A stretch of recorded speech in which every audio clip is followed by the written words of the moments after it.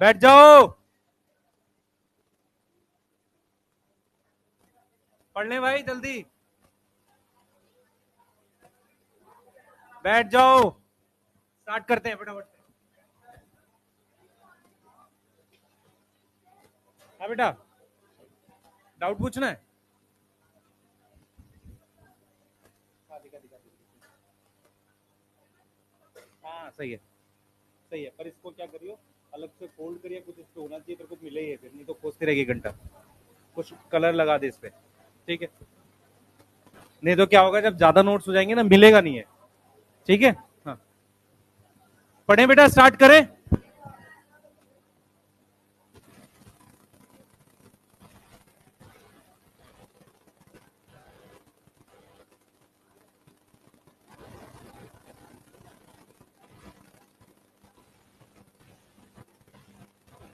बैठ जाओ बेटा, स्टार्ट कर रहे हैं।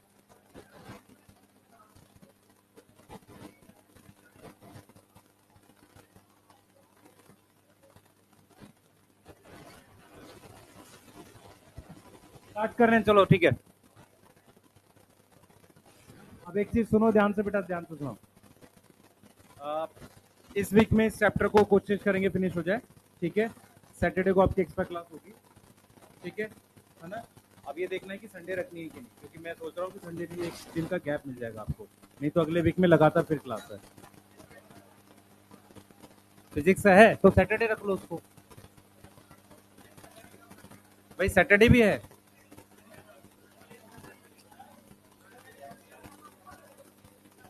सुन तो सही मेरी बात, मैं ये कह रहा हूँ कि एक्स्ट्रा जो रहेगी, तो ऐसा तो नहीं है ना कि दोनों बैच को साथ पढ़ा रहे होंगे सर। जब उस बैच में पढ़ाएंगे, मैं इस बैच में पढ़ा दूंगा, अल्टरनेट कर देंगे उसको, है ना? क्या चीज?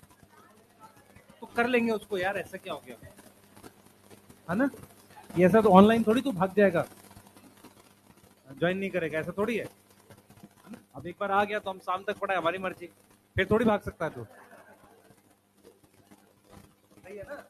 ऑनलाइन थोड़ी है कि तुम अपने ज्वाइन ही नहीं किए, ये तो फिर हमारी मर्जी पे आ जाता है, ठीक है?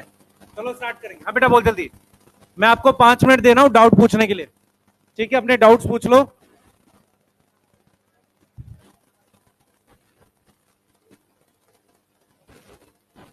फिर बाहर चल के धरना करेंगे नहीं, कुछ नहीं करेंगे भाई। सुनो ध्यान से सब लोग, आप लोगों को कोई मतलब नहीं होना चाहिए बाहर क्या चल रहा है, चुपचाप पढ़ो, ठीक है ना? क्योंकि टाइम लगेगा इन चीजों में अभी। तो किसी के अगर 550 है, बस कर के भाई, वीडियो बना रहा है, ठीक है? मैं कोर्स टेस्ट के क्वेश्चन का ही बता रहा हूँ, मैं सिर्फ ये कह रहा हूँ आप लोगों को, आप चुपचाप पढ़ते रहो, ठीक है? और जो भी चीजें हैं आपको उस पर ध्यान दो पढ़ने पे, ठीक है? बाकी कुछ चीजों पे ध्यान मत दो, सही है ना?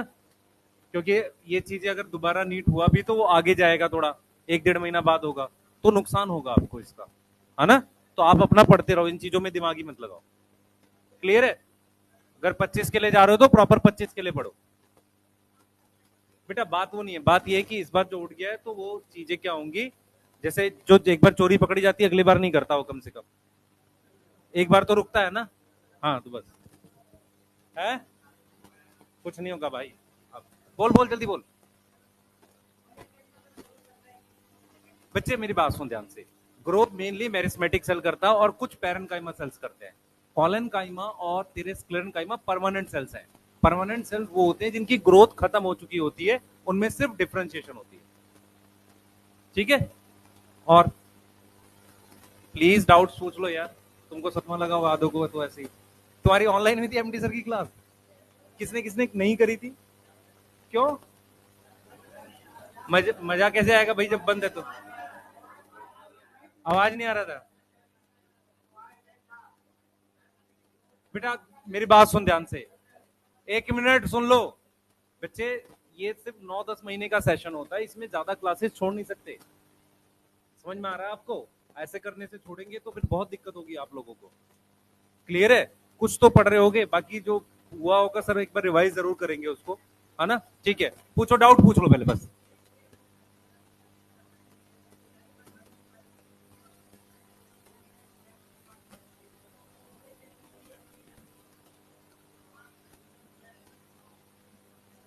मान लो पिलाई जो है वो लोकोमोशन में हेल्प नहीं करती, ठीक है, रीजन क्या होगा, कुछ और काम करती है, और क्या करेगा, फिर तो ठीक बैठ रहा होगा। बेटा मेरी बात सुन ध्यान से, मैं दोबारा बोल रहा हूँ, तू असर्शन रीजन मेरे से पूछेगा तो मैं यही बोलूंगा 1 और 2 का कोई आंसर नहीं होता, वो टीचर डिपेंडेंट होता है। असर्शन रीजन के कोई लॉजिक नहीं होते, ठीक है, तू बिकॉज लगा के करेगा तो थोड़ा बहुत ठीक लगता है, एग्जैक्ट असर्शन रीजन ठीक कर पाना मुश्किल होता है। उसका सिर्फ एक तरीका, आपको प्रैक्टिस करनी है, और कितने आएंगे किसी को नहीं पता, इस साल तो आया नहीं। हाँ बोल, बन सकता है, बन सकता है, 1 और 2 दोनों में से जा सकता है। बेटा कोई ये काम नहीं कर रहा तो कुछ और कर रहा होगा ना, ठीक है, ये रीजन हो सकता है। तो पिलाई और क्या करता है, नहीं नहीं नहीं, करेक्शन होगी उसमें, ठीक है, और पूछो। एक मिनट, तुम सबने टेस्ट टेस्ट किसने नहीं दिया, टेस्ट हुआ था कोई, ना देने वाले हाथ खड़ा करेंगे। हाँ ऑनलाइन वाला, क्यों नहीं दिया बेटा, एडमिशन नहीं हुआ था तब तक तूने बेटा, अच्छा, और तो है, अच्छा तेरा,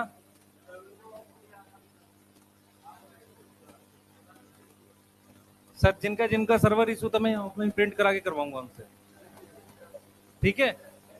बेटा मैं फिर बोल रहा हूँ इस चीज को लेके, मतलब मैं बिल्कुल सीरियस हूँ, टेस्ट जब भी होगा उसके मार्क्स मैं क्लास में पूछूंगा इंडिविजुअल सब्जेक्ट वाइज, ठीक है, कि बॉटनी में कितने थे, जूलॉजी में कितने थे, फिजिक्स में कितने थे, ये वाला।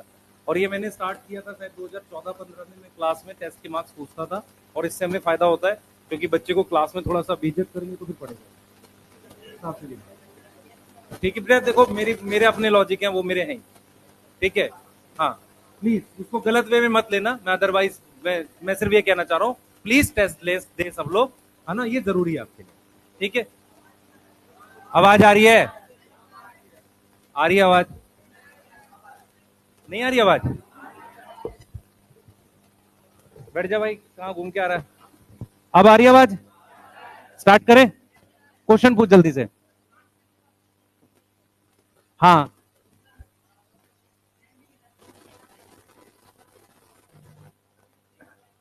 एक्स्ट्रा न्यूक्लियर टाइप की इक्वेटोरियल प्लेट होती है, अब बता, पता है तुझे ये बात, नहीं तो पढ़ाऊंगा ना उसमें, सेल डिवीजन में पढ़ाऊंगा ना, ठीक है बेटा, हाँ, और पूछो, लास्ट हो रहा भाई, क्या हुआ तुझे, हैं, पीछे पीछे, क्या हो गया, हाँ डॉक्टर हो तुम, झोला छाप, नलायक,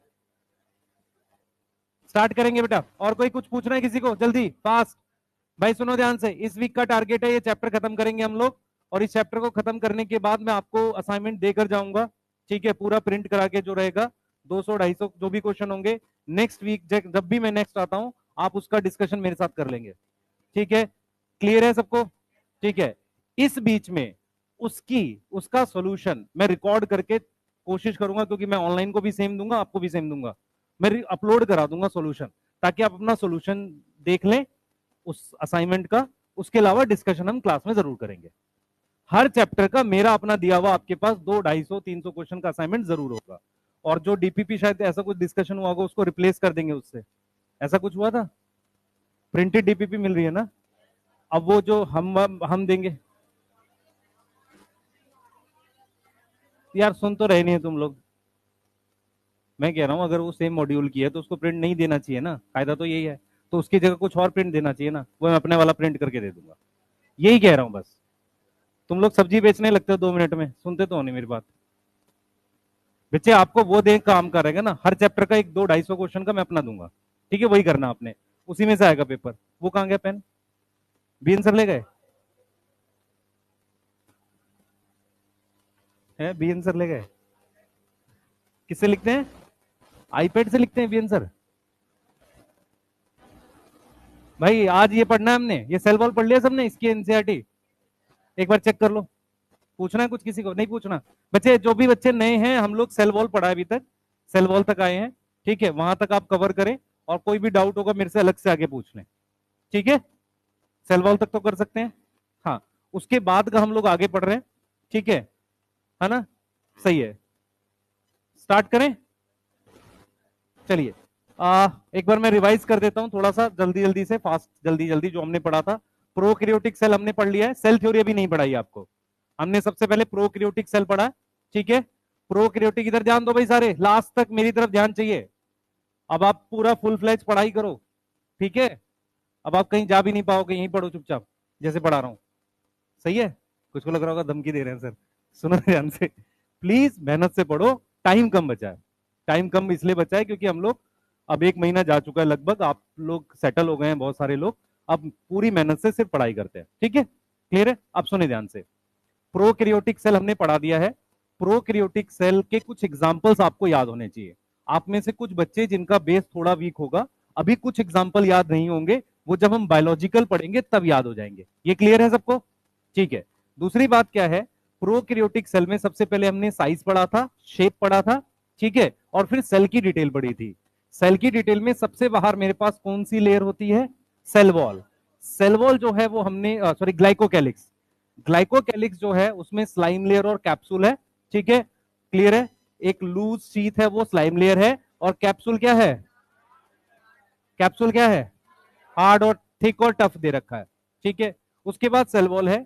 cell wall non cellulosic carbohydrate plus amino acid, जिसे पेप्टाइडोग्लाइकन कहते हैं। Gram negative gram positive on the basis of thickness of cell envelope. Glycocalyx, cell wall, cell membrane, तीनों को मिला के हम क्या बोलते हैं? सेल एनवलप बोलते हैं। ये हो गया। उसके बाद हमने सेल मेम्ब्रेन के लिए पढ़ा, अच्छा सेल वॉल के रोल, सपोर्ट देता है, ठीक है, रिजिडिटी देता है, बर्स्टिंग से बचाता है, सही है, प्रोटेक्शन करता है एक तरीके से। फिर सेल मेम्ब्रेन हमने पढ़ा है, सेल मेम्ब्रेन लिपिड बाइलेयर है, ठीक है। प्रोकैरियोट और यूकैरियोट में कौन सा स्ट्रक्चर सिमिलर होता है? That is cell membrane. Clear है? उसके बाद हमने पढ़ा flagella, 3 part, basal body, hook, filament. Flagella move करने के लिए होता है। आपको सिर्फ वो एग्जांपल याद करने हैं जिनमें फ्लैजिला नहीं होता। उसमें आ जाएगा कौन? कोकस, साइनोबैक्टीरिया और माइकोप्लाज्मा, याद हो जाएगा, ठीक है। उसके बाद हमने सेल वॉल के बाद बात कर, सॉरी, फ्लैजिला के बाद पिलाई और फिम्ब्रिया, इनकी शेप याद करो ध्यान से। एक ट्यूब शेप है, एक ब्रिशल शेप है, ये याद करो, ये आएगा एग्जाम में, नीट में ये आएगा, ठीक है, सही है, ये आएगा। उसके बाद करते हैं बेटा, उसके बाद नेक्स्ट करते हैं हम लोग, ये तो ये हो गया। उसके बाद हम नेक्स्ट बात करेंगे कि हमने इसकी बात कर ली, उसके बाद पिलाई फिम्ब्रियाई, उसके बाद हम अंदर चले गए मीजोजोम। मीजोजोम की 3 शेप है, वेसिकल, लेमिली और ट्यूब्यूल, सही है। Cell wall formation, next DNA replication, cell division, secretion और रेस्पिरेशन, ये रोल है उसके, ठीक है। उसके बाद मीजोजोम के जैसा ही एक स्ट्रक्चर है, क्रोमेटोफोर, डिफरेंस फोटोसिंथेसिस, उसमें पिगमेंट होता है, कौन सा? Chlorophyll A. क्या याद करोगे? क्लोरोफिल ए, साइनोबैक्टीरिया में मिलता है। उसके बाद हम अंदर चले गए, मेन डीएनए को बोलते हैं न्यूक्लियोइड। मेन डीएनए को क्या बोलते हैं? न्यूक्लियोइड, सही है, उसे ही जीनोमिक डीएनए कहते हैं। उसके बाहर कोई मेम्ब्रेन नहीं होती। बैक्टीरिया में हिस्टोन्स नहीं होते, याद आ रहा है? बैक्टीरिया में हिस्टोन्स नहीं होते, याद आ रहा है, ठीक है। उसके बाद हम बात कर रहे हैं बेटा, इसके अलावा जो एक्स्ट्रा डीएनए होता है उसे प्लाज्मिड डीएनए कहते हैं। प्लाज्मिड के लिए 4 पॉइंट याद करने, बायोटेक में काम आएगा। Extra chromosomal, circular, double standard, self replicating, ठीक है, सही है। कौन सी प्रॉपर्टी की वजह से उसे क्लोनिंग वेक्टर की तरह यूज करते हैं? Self replicating. उसके लिए क्या चाहिए? ओरिजिन। क्या चाहिए? ओरिजिन, याद रहेगा? Yes sir. उसके बाद हम लोग आगे गए, उसके बाद हम लोग आगे जा रहे हैं और बात कर रहे हैं किसकी? राइबोसोम की। प्रोकैरियोट का राइबोसोम 70S, 2 सब यूनिट है, कोई मेम्ब्रेन नहीं होती उसके बाहर, ठीक है, और वो बना है आरएनए प्लस प्रोटीन का। किसका बना है? आरएनए प्लस प्रोटीन का। 50S और 30S 2 सब यूनिट है, साइज 15 से 20 नैनोमीटर, मेम्ब्रेन से बाउंड हो सकता है, यस, और पॉलीपेप्टाइड या प्रोटीन बनाता है। क्लियर है? कोई डाउट नहीं। इसके बाद ये तो हमारा ये हो गया, ये हो गया। इसके बाद इंक्लूजन बॉडी विदाउट मेम्ब्रेन होती है, साइटोप्लाज्म में होती है, स्टोरेज का काम करते हैं, सही है, रिजर्व कह रहे हैं एनसीईआरटी, स्टोरेज का काम, और इनसॉल्युबल होती है, ठीक है, सही है। Phosphate granule, sulphur granule, glycogen granule, cyanophycean granule, clear. उसके अलावा गैस वैक्यूल, गैस वैक्यूल किसमें मिलता है ये जरूर याद कर लेना, साइनोबैक्टीरिया, ग्रीन सल्फर या ग्रीन पर्पल बैक्टीरिया, कर लेंगे, सही है। अब इसके बाद हमने यूकैरियोटिक सेल पढ़ा। यूकैरियोटिक सेल में हमने बताया था कि कौन कौन सी ऑर्गेनल विदाउट मेम्ब्रेन है। सही है, न्यूक्लियोलस, सेंट्रियोल और राइबोसोम विदाउट मेम्ब्रेन। सही है। और उसके अलावा सिंगल मेम्ब्रेन में ER, Golgi, lysosome, vacuole, cilia, flagella बोल सकते हो। डबल मेम्ब्रेन माइटोकॉन्ड्रिया और प्लास्टिड्स और न्यूक्लियस कर सकते हैं, बोलो। ठीक है। उसके बाद हमने पढ़ा बेटा इसमें ये जो यूकैरियोटिक सेल में पूरा आपको पहले सेल मेम्ब्रेन बता दी। सेल मेम्ब्रेन में हमने बोला आपका माइक्रोस्कोप डिस्कवर नहीं हुआ था, इसीलिए हमने उसको केमिकल स्टडी करी और हमने ये देखा कि जो सेल मेम्ब्रेन जो है केमिकल स्टडी करी किस पे, आरबीसी पे। सेल मेम्ब्रेन में हमारे पास लिपिड होता है, मेन लिपिड फॉस्फोलिपिड, और वो ऐसे अरेंज होता है कि उसकी पोलर हेड बाहर की तरफ है, हाइड्रोफोबिक टेल अंदर की तरफ है। Yes, main phospholipid is lecithin. इस साल नीट का क्वेश्चन था। यस, ठीक है बेटा, सी है। उसके बाद हमारे पास इसके बाद हमारे पास क्या है, प्रोटीन है, दो तरह की है, इंटीग्रल और पेरिफेरल। इंटीग्रल प्रोटीन पार्शली और फुली बरीड है। यस, पार्शली और फुली बरीड है। और जो आपके पास पेरिफेरल है उसको इजीली रिमूव कर सकते हैं। बहुत सारे मॉडल्स आए, सबसे वैलिड या सबसे ज्यादा authentic fluid mosaic year 1972, year Singer and Nicolson. Sanger method कहां पे दिया हुआ है तुम्हारे एनसीईआरटी में? सेंगर मेथड भी कोई है डीएनए फिंगरप्रिंटिंग में?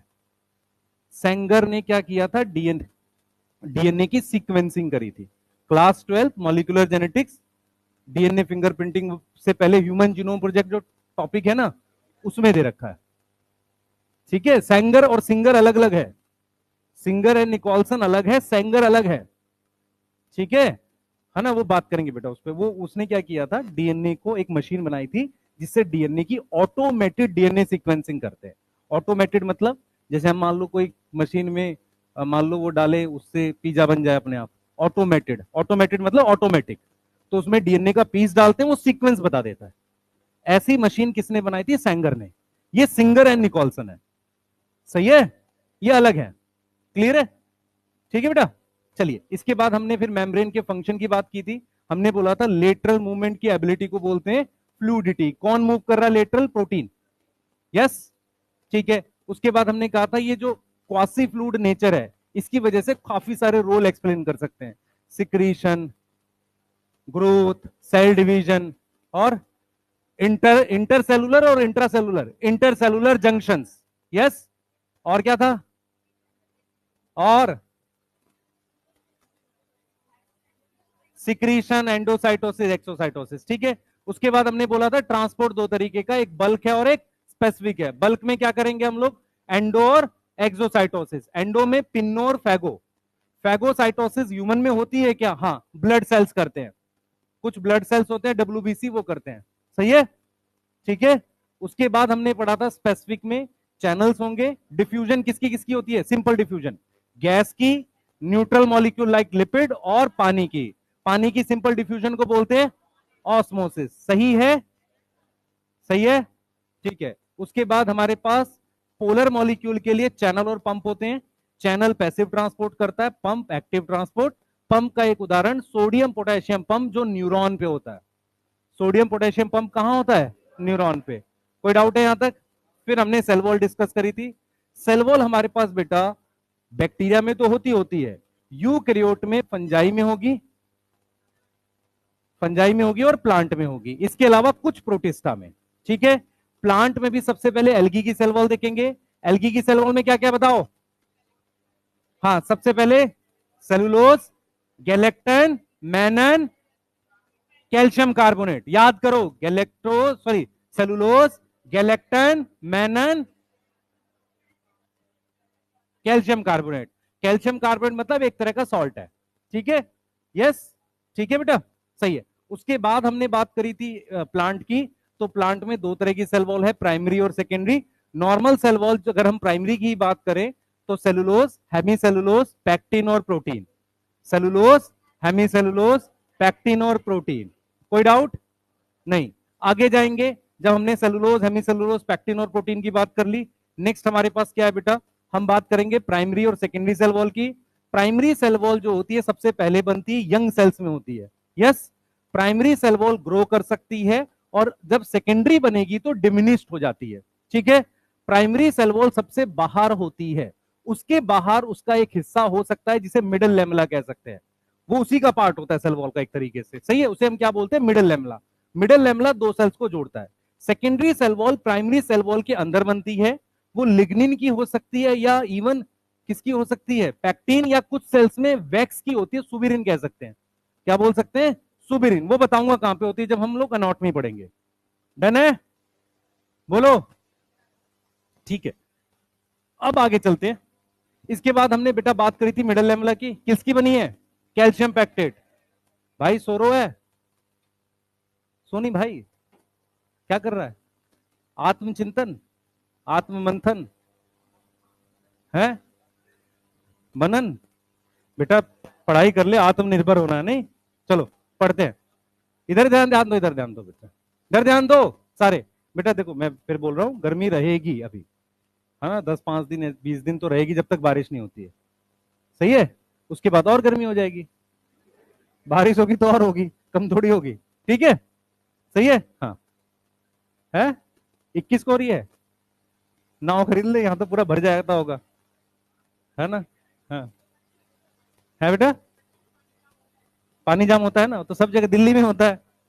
हाँ कोई दिक्कत नहीं है, इस एरिया में नहीं होता, डेवलप एरिया है ना ये। हाँ इधर पढ़ाई करो बेटा, कोई बात नहीं, पढ़ लो चुपचाप पढ़ लो। इधर ध्यान दो सारे। अब ठीक है, यहां तक ठीक है।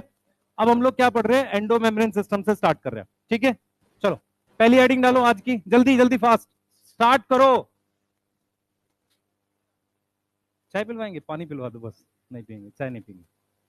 कोई चाय पिएगा बेटा, पैसा खर्च करो और जाके बाहर से पी लेना, ठीक है। हाँ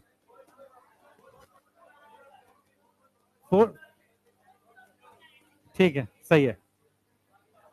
इधर ध्यान, पढ़ लो चुपचाप, तुम्हें लगा मैं चाय पिलवाऊंगा तुम्हें, है। इधर ध्यान दो भाई, बेटा ले लो, करते पहले स्टार्ट करो। एंडो मेम्ब्रेन सिस्टम पढ़ रहे हैं, पहले सुनो ध्यान से मैं क्या पढ़ाना चाह रहा हूं इस टॉपिक में, ध्यान से सुनना ताकि आपको चीजें समझ में आ जाएंगी। मैं एक डायग्राम दिखाऊंगा आपको। Thank you. हाँ देखो भाई, सुनो ध्यान से, देखो इधर ध्यान देंगे सर, ध्यान से बेटा, देखो सुनो सर, देखो एक जो नॉर्मल यू, इधर भाई इधर ध्यान दो, इधर ध्यान दो। एक नॉर्मल यूकैरियोटिक सेल जब होता है हमारे पास, तो उसमें क्या होता है, इधर चाहिए ध्यान। एक नॉर्मल यूकैरियोटिक सेल में क्या होता है हमारे पास, कि बहुत सारी ऐसी ऑर्गेनल होती हैं जो डिफरेंट डिफरेंट फंक्शन कर रही होती है। ठीक है, उसमें एक माइटोकॉन्ड्रिया है, एक हमारे पास क्या होती है, क्लोरोप्लास्ट हो सकता है, एक पेरोक्सिसोम हो सकता है, और भी ऑर्गेनल होती है। एक्चुअल में क्या होता है कि यूकैरियोटिक सेल जो है, जैसे मान लो मैं कोई यूकैरियोटिक सेल मैंने ये बना दिया है, ध्यान से सुना है कि एक यूकैरियोटिक सेल है, इसमें मेरे पास ये न्यूक्लियस है, ये क्या है, न्यूक्लियस। ठीक है, न्यूक्लियस के अंदर डीएनए है जो सारी चीजें बनाता है। उसके बाद ये ईआर है और ये वेसिकल है, ध्यान से सुनना, ये वेसिकल है, ये लाइसोसोम है। ठीक है, और यहां अंदर से आया है फूड वैक्यूल जिससे ये लाइसोसोम फ्यूज करता है। ठीक है, मैं आपको क्या क्या समझाने की कोशिश कर रहा हूं, ये सुनना। ये जो ईआर है ना, ये इतनी ज्यादा मेम्ब्रेन बनाता है कि सेल के अंदर काफी सारी क्या प्रेजेंट होती है, मेम्ब्रेन प्रेजेंट होती है। इतनी बात समझ में आ रही है, सेल के अंदर काफी सारी क्या प्रेजेंट होती है, मेम्ब्रेन प्रेजेंट होती है। अब मैं यहां पर ये कह रहा हूं बेटा आपसे, ध्यान से सुनेंगे, मैं आपसे ये कह रहा हूं आपसे कि जैसे ये न्यूक्लियस है, ध्यान से देखेंगे, ये न्यूक्लियस है, ये ईआर है, इस ईआर से ये वेसिकल बना, ये वेसिकल गया इसके पास, गोल्जी बॉडी के पास, और यहां से मॉडिफाई होकर निकल गया। ये वाला वेसिकल इसका पार्ट है, गोल्जी का, ये वाला वेसिकल इसका पार्ट है, इससे बना है। तो एक तरीके से ईआर का पार्ट ही है वेसिकल, अलग से स्ट्रक्चर नहीं है। ये जो है इसका पार्ट ये है, समझ में आ रहा है मैं क्या कह रहा हूं। तो वेसिकल ऑर्गेनल का पार्ट है, कोई ईआर का पार्ट हो सकता है और कोई गोल्जी अपरेटस का पार्ट हो सकता है। सही है, अब क्या कर कह रहे हैं ये सुनो। डीएनए ने बोला कि प्रोटीन बनानी है, उसने आरएनए बना के दे दिया। ईआर ने, अगर ये रफ एंडोप्लाज्मिक रेटिकुलम था, इसने क्या करी, प्रोटीन बनाई, इसने क्या करी, प्रोटीन बनाई। उस प्रोटीन को मॉडिफाई कर, मतलब इसमें पैक करके वेसिकल में डाल दिया और वो यहां चली गई। इस गोल्जी अपरेटस ने उस प्रोटीन को मॉडिफाई कर दिया। मैं फिर रिपीट करूंगा, ये न्यूक्लियस है, इस न्यूक्लियस के अंदर डीएनए है, उस डीएनए ने आरएनए बनवाया और ईआर के पास गया, वहां पर राइबोसोम था। ईआर ने क्या बनाया बेटा, प्रोटीन बनाई जिसको वेसिकल में पैक कर दिया। ये गोल्जी अपरेटस इस प्रोटीन को मॉडिफाई कर रहा है। मॉडिफिकेशन का मतलब होता है कि उस पर ग्रुप जोड़ रहा है कोई, तो यहां से मॉडिफिकेशन कर रहा है। और हो सकता है ये लाइसोसोम बना रहा हो। कौन? Golgi apparatus. ये क्या है? गोल्जी है।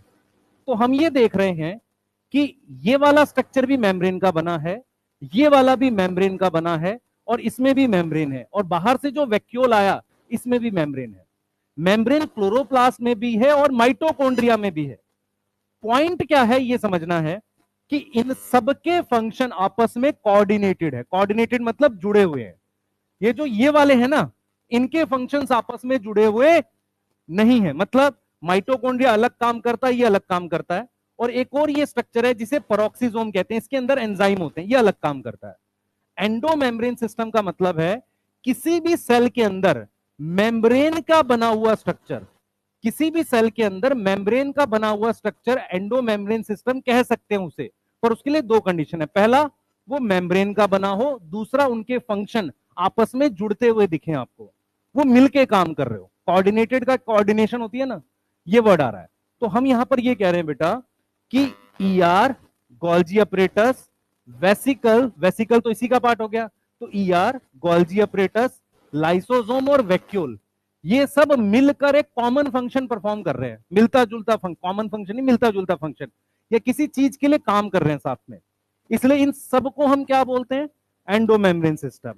इनमें मेम्ब्रेन नहीं है, पर इन्हें एंडोमेम्ब्रेन सिस्टम क्यों नहीं बोलते? क्योंकि इनके फंक्शन आपस में नहीं जुड़े हुए हैं बहुत ज्यादा, और इसके साथ जुड़े हुए नहीं है। इसमें डाउट है किसी को? डाउट पूछो अब, बोल बेटा। न्यूक्लियस एक्चुअल में क्या है कि स्पेसिफिकली इसके लिए काम नहीं कर रहा। न्यूक्लियस मेन कंट्रोल पॉइंट है, वो बहुत सारी चीजें करता है। जुड़ा हुआ होने, देख जुड़ा हुआ दो तरीके से हो सकता है, एक फंक्शनली और एक स्ट्रक्चरली। ये हो सकता है इसकी आउटर मेम्ब्रेन इसके साथ जुड़ी हो, पर न्यूक्लियस सिर्फ ईआर के लिए काम नहीं करता, न्यूक्लियस के बहुत सारे काम है। सही है? हाँ बेटा। बेटा प्लांट में क्लोरोप्लास्ट माइटोकॉन्ड्रिया का फंक्शन सिर्फ फोटो रेस्पिरेशन में एक जगह जुड़ता है, वैसे नॉर्मली नहीं जुड़ा हुआ। क्लोरोप्लास्ट अलग काम करता है, माइटोकॉन्ड्रिया अलग काम करता है। अगर वो साथ काम कर रहे होते तो हमारे सेल में भी तो होना चाहिए था क्लोरोप्लास्ट, बिना उसके तो हम सर्वाइव कर ही रहे हैं ना। सही है? तो आपस में जैसे मान लो ये ऑक्सीजन बनाए, ये ले, ये जुड़ा हुआ नहीं है, ठीक है। फिजिकली मैं कह रहा हूं फंक्शन कोऑर्डिनेटेड है, जुड़ा होने का मतलब फिजिकली नहीं है, फंक्शन जुड़ा होना चाहिए। किसका? इसका, न्यूक्लियस का। बच्चे मेरी बात समझ ध्यान से, न्यूक्लियस जो है वो सिर्फ इंफॉर्मेशन रखे हुआ है और वो बहुत सारे काम करा रहा है। न्यूक्लियस के पास इंफॉर्मेशन इसके लिए भी है, इसके लिए भी है, सबके लिए इंफॉर्मेशन है। ऐसा नहीं कि सिर्फ इन्हीं के लिए काम कर रहा है, ठीक है। लिखें एक बार फटाफट से। चलो एंडोमेम्ब्रेन सिस्टम क्या होता है बेटा, देखो ध्यान से, हम ये लिख सकते हैं फटाफट से, every organelle have distinct function. Distinct क्या होता है? अलग अलग। भाई अंग्रेजी को समझना, जिसको नहीं समझ में आए प्लीज पूछना, यही पॉइंट है जहां पर आप ऑफलाइन बैठे हो इसलिए। दूसरी चीज क्या है बेटा, हमारे पास क्या है, सम ऑर्गेनल्स हैं, सम ऑर्गेनल्स हैं जिनमें मेम्ब्रेन प्रेजेंट है। क्या प्रेजेंट है? मेम्ब्रेन प्रेजेंट है, प्लस उनके फंक्शंस क्या हैं? फंक्शंस कोऑर्डिनेटेड है। क्या लिखेंगे? कोऑर्डिनेटेड है। ये बात समझ में आ रही है? उनके एग्जाम्पल में हम क्या क्या लिखेंगे? ईआर, फिर गोल्जी अपरेटस। भाई कोई ऐसा है जिसको ईआर की फुल फॉर्म नहीं पता? Endoplasmic reticulum. फिर हमने लिख दिया लाइसोसोम, और हमने क्या लिख दिया? वैक्यूल। हम वेसिकल क्यों नहीं लिख रहे? चाहो तो लिख लो, क्योंकि वेसिकल इसका पार्ट भी हो सकता है, इसका पार्ट भी हो सकता है। वेसिकल अलग से ऑर्गेनल नहीं होती।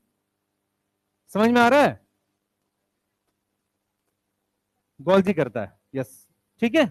उसके बाद हमारे पास क्या है बच्चे, जो हमारे पास माइटोकॉन्ड्रिया है, माइटोकॉन्ड्रिया है, और क्या है? क्लोरोप्लास्ट है। प्लास्टिड लिख सकते हो। और हमारे पास क्या है, पेरोक्सिसोम। तो इनका जो फंक्शंस है, इनका हमारे पास, इनमें मेम्ब्रेन तो होती है, इनमें क्या है, मेम्ब्रेन प्रेजेंट है, बट फंक्शन जो है, function not coordinated, function coordinated नहीं है। कोई डाउट है यहां पर, ये बताओ। सही है, इनमें मेम्ब्रेन प्रेजेंट है। अगर मैं पूछूं क्या इनके पास मेम्ब्रेन नहीं है, आप कहोगे नहीं मेम्ब्रेन तो है। क्या नहीं है, फंक्शंस कोऑर्डिनेटेड नहीं, आपस में जुड़े हुए नहीं है। कर लेंगे? नहीं नहीं, एंडो मेम्ब्रेन सिस्टम का मतलब हमने ऐसी ऑर्गेनल को एंडो मेम्ब्रेन सिस्टम बोला जिसके अंदर मेम्ब्रेन प्रेजेंट हो, उनके फंक्शन कोऑर्डिनेटेड।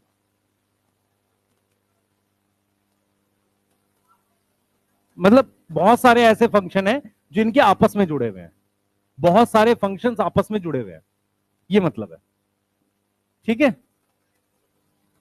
बच्चे, वेसाइकल जो है इसमें भी वेसाइकल आता है, वेसाइकल इसमें भी आता है। वेसाइकल एक सिंपल मेम्ब्रेन का बना हुआ स्ट्रक्चर होता है। जब उस वेसाइकल का कोई स्पेसिफिक काम हो तो उसे वैक्यूल बोल देते हैं। थोड़ा बड़ा होता है वैक्यूल और कुछ स्पेसिफिक काम होता है। वेसाइकल का मतलब समझ में आ रहा है, ऐसा गोल सा होगा मेम्ब्रेन का बना हुआ।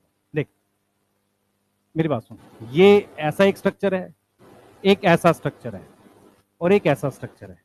इन तीनों को तू ईआर बोल सकता है, ठीक है, क्योंकि ये तो स्ट्रक्चर है ना।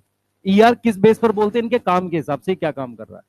तो ये वेसाइकल है, सही है, ये लेमिली है, ये ट्यूब्यूल है, इन सबको ईआर कहते हैं। तो जब मैंने ईआर लिख दिया तो उसमें वेसाइकल ऑटोमेटिकली आ गया। समझ आ रहा है मैं क्या बोल रहा हूं बेटा? मेरी बात समझ पा रहे हो? वेसाइकल एक शेप होती है, जब किसी वेसाइकल थोड़ा बड़ा हो और उसके अंदर कोई स्पेसिफिक काम हो रहा हो तो उसका नाम बदल के वैक्यूल कर सकते हो। अगर उसमें ऐसे एंजाइम है जो डाइजेशन कर रहे हो तो उसका नाम बदल के लाइसोसोम कर सकते हो। तो लाइसोसोम वैक्यूल भी एक तरह के वेसाइकल ही है, पर उनका एक फंक्शन पर फिक्स हो गया है। समझ पा रहे हो? बोलो। ठीक है, किसको नहीं समझ में आई ये बात, बताओ बेटा। ठीक है ना, नोट कर लो इसको, लिख लिया? चित्र बना लो जल्दी से, फास्ट बनाना, जल्दी जल्दी बनाएंगे, जल्दी फास्ट, सो मत आधे, सोते रहते हैं बैठ के पता नहीं क्यों।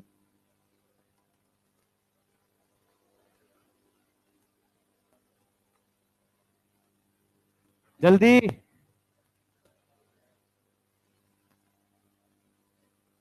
तुम यहीं बोलते हो नहीं, बाहर जब कॉलेज में पहुंचोगे तो वहां तो आवाज नहीं निकलेगी, है ना, यहीं खुश हो रहे होते हैं। कुछ तो कह रहे हैं चलो कॉलेज में तो पहुंचेंगे, है ना। मैंने आगे भी लगाया नहीं मेडिकल कॉलेज, हाँ इधर ध्यान रखो, सिर्फ कॉलेज बोला है।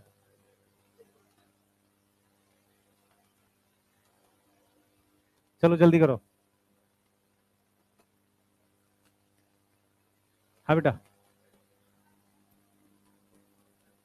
बच्चे मेरी बात सुन, ये फूड वैक्यूल है, ये अंदर आएगा, इसके साथ फ्यूज करके इसमें डाइजेशन होगा। सही, अभी पढ़ेंगे, ये तो सिर्फ एक ऐसा डायग्राम है जिसमें ईआर, गोल्जी अपरेटस, लाइसोसोम और वैक्यूल, ये सब किसका पार्ट है, एंडो मेम्ब्रेन सिस्टम का। ठीक है, बस इतना याद कर, अभी डिटेल पढ़ रहे हैं, अभी परेशान मत हो, डिटेल पढ़ेंगे पहले, फिर समझ में आ जाएगा। हो गया, जल्दी जल्दी करो बेटा, हाँ बोलो। हाँ बेटा, ये कहां से आ गया, एक तो ये, हाँ बस, देखो क्या हुआ है, कट ऑफ पूछ रहा है, अभी एक चैप्टर पढ़ा नहीं है, अजीब हाल है। हाँ।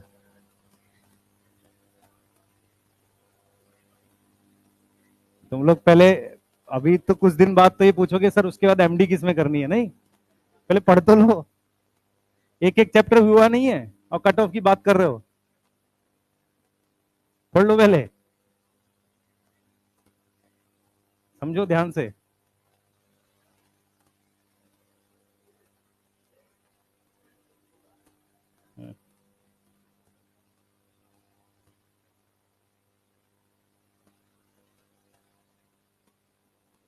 बेटा यूट्यूब की दुनिया दूसरी होती है, ये वाली नहीं होती रियल में, अलग चलता है वो मामला सारा, है ना। हाँ, अब मैं कल बात हुई है, वो भी 16 तारीख तक कुछ नहीं होने वाला। कोई वो नहीं आएगा अभी तक। वो जिस जिस बेंच ने कल दे दिया डिसीजन ना कि स्टे नहीं लगेगा, तो जब वो हटेगी तब कोई दूसरी बेंच आएगी, वो कर सकती है। वो वही वकील थोड़ी कि वो जज दोबारा थोड़ी कह देगा, एक ने पूछा कह दिया नहीं लगेगा, दूसरा कह देगा लग जाएगा। अपने वो नहीं बदले, तो 16 तारीख तक वही बेंच प्रेजेंट है वहां पे। तो अभी जो और लगाएंगे ना आजकल में, उन सबकी भी मना होगी अभी। तो हाँ, सुप्रीम कोर्ट में, तो इसलिए चुपचाप रहो, शांति पढ़ते रहो, पकड़े रहो। वाह।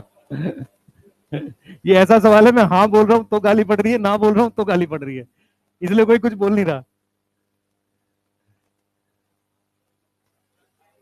है। नहीं छाए हुए भाई, एक ही आदमी छाए हुए हैं। तुम्हें पता कौन? अलग सर, अलग ही छाए हुए हैं वो। बेटा वो ठीक है, वो अपनी जगह ठीक कर रहे हैं। मैं तुम्हें फिर बताता हूँ, बिना कोर्ट के कुछ नहीं। और तुम्हारे लिए सिर्फ ये प्लस है, अगले साल इस तरह की गड़बड़ी नहीं होगी।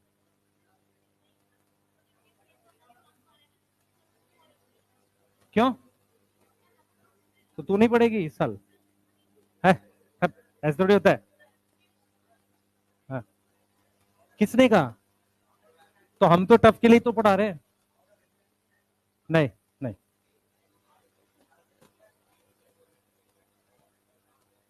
हाँ यार, चुप रहे पहले।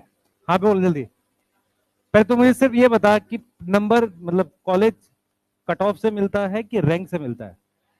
तो फिर अपना दिमाग लगा अब। अकल ही नहीं है तुझे। हाँ बेटा, मैं करा रहा हूं, अब छोड़ दे, मैं कराऊंगा, टॉपिक कराऊंगा। बच्चे आप लोग समझ नहीं रहे हो, आप लोग, मैं जो बोलना चाह रहा हूं आप समझे नहीं अभी भी। तेरे 500 आ जाए, रैंक 20,000 हो, तुझे क्यों 600 लाने हैं फिर? तुझे नंबर लाने हैं कि कॉलेज चाहिए? कॉलेज रैंक से मिलता है। 400 आ रहे हैं, 20,000 रैंक आ गई, मुझे चाहिए ही नहीं 600 नंबर। चुपचाप पढ़ इसलिए। तो इसलिए कह रहा हूं, जो तुम पढ़ रहे हो उसको स्ट्रांग बनाओ। अगर पेपर मुश्किल आएगा तो तुम्हें टॉपिक आना चाहिए, ठीक है ना। हाँ, डरोगे तो ऐसे ही होता रहेगा जिंदगी भर तुम्हारे साथ। हाँ भैया, अलग करो जल्दी से, क्वेश्चन करो जल्दी, नोट करना question.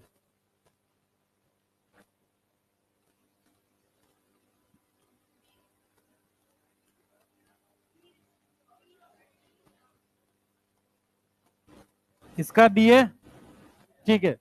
Plastids are not part of membrane, endo membrane system.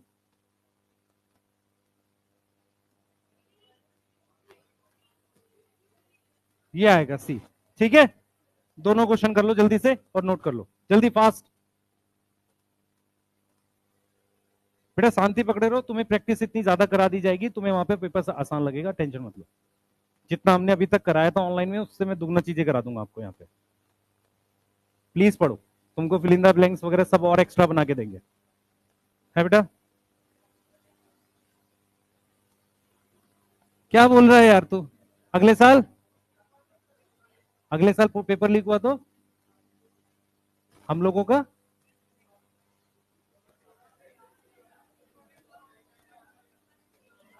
मैं जेल करवा दे तू भाई मुझे, यही काम है मेरा।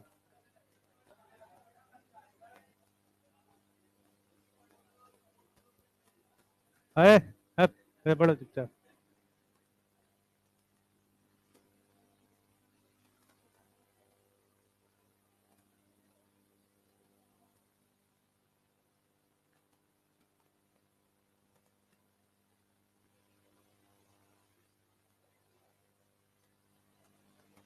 यहाँ पे कौन आ रहा है? तुम्हें तो एमडी सर पढ़ाते हैं।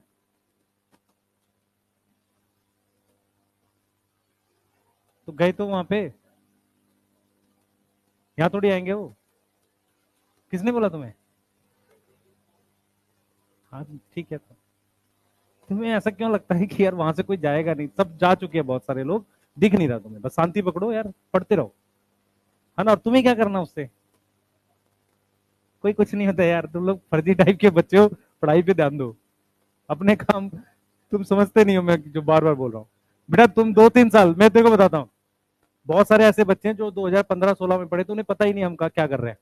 उनका बस मैसेज कब आता है कि जब हमें कुछ नीड हो या उन्हें कुछ नीड हो, और वो टीचर्स डे पे एक मैसेज कर देते हैं।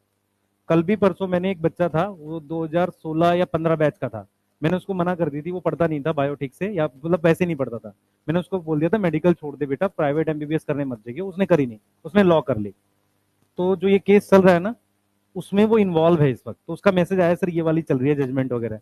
तो मैंने फिर उससे बात की, फिर उसने अपने सीनियर्स जो थे उनसे बात करवाई, तो उसका मेरे पास मैसेज आया। मैंने उसको 15 या 16 वाले बैच में पढ़ाया था, उसने 12th करी थी, उसके फिजिक्स में 52 नंबर थे बस, पर इस वक्त वो अच्छा खासा मतलब प्रैक्टिस चल रही है उसकी, ठीक चल रही है और अच्छा कर जाएगा। तो पॉइंट क्या है आप समझो ध्यान से, आप जो कर रहे हो प्लीज उसे अच्छे से करो। जैसे ये साल है इसे अच्छे से पढ़ो, है ना, लाइफ ऐसे ही चलती है। आपको आगे का बहुत ज्यादा प्लान नहीं करना है, जो चल रहा है उसे अच्छे से करो।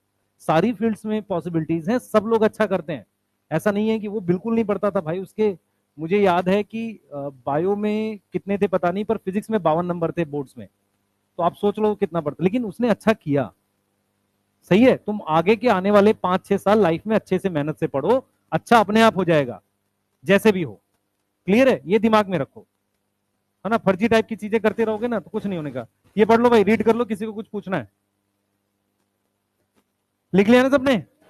हाँ ये पढ़ो।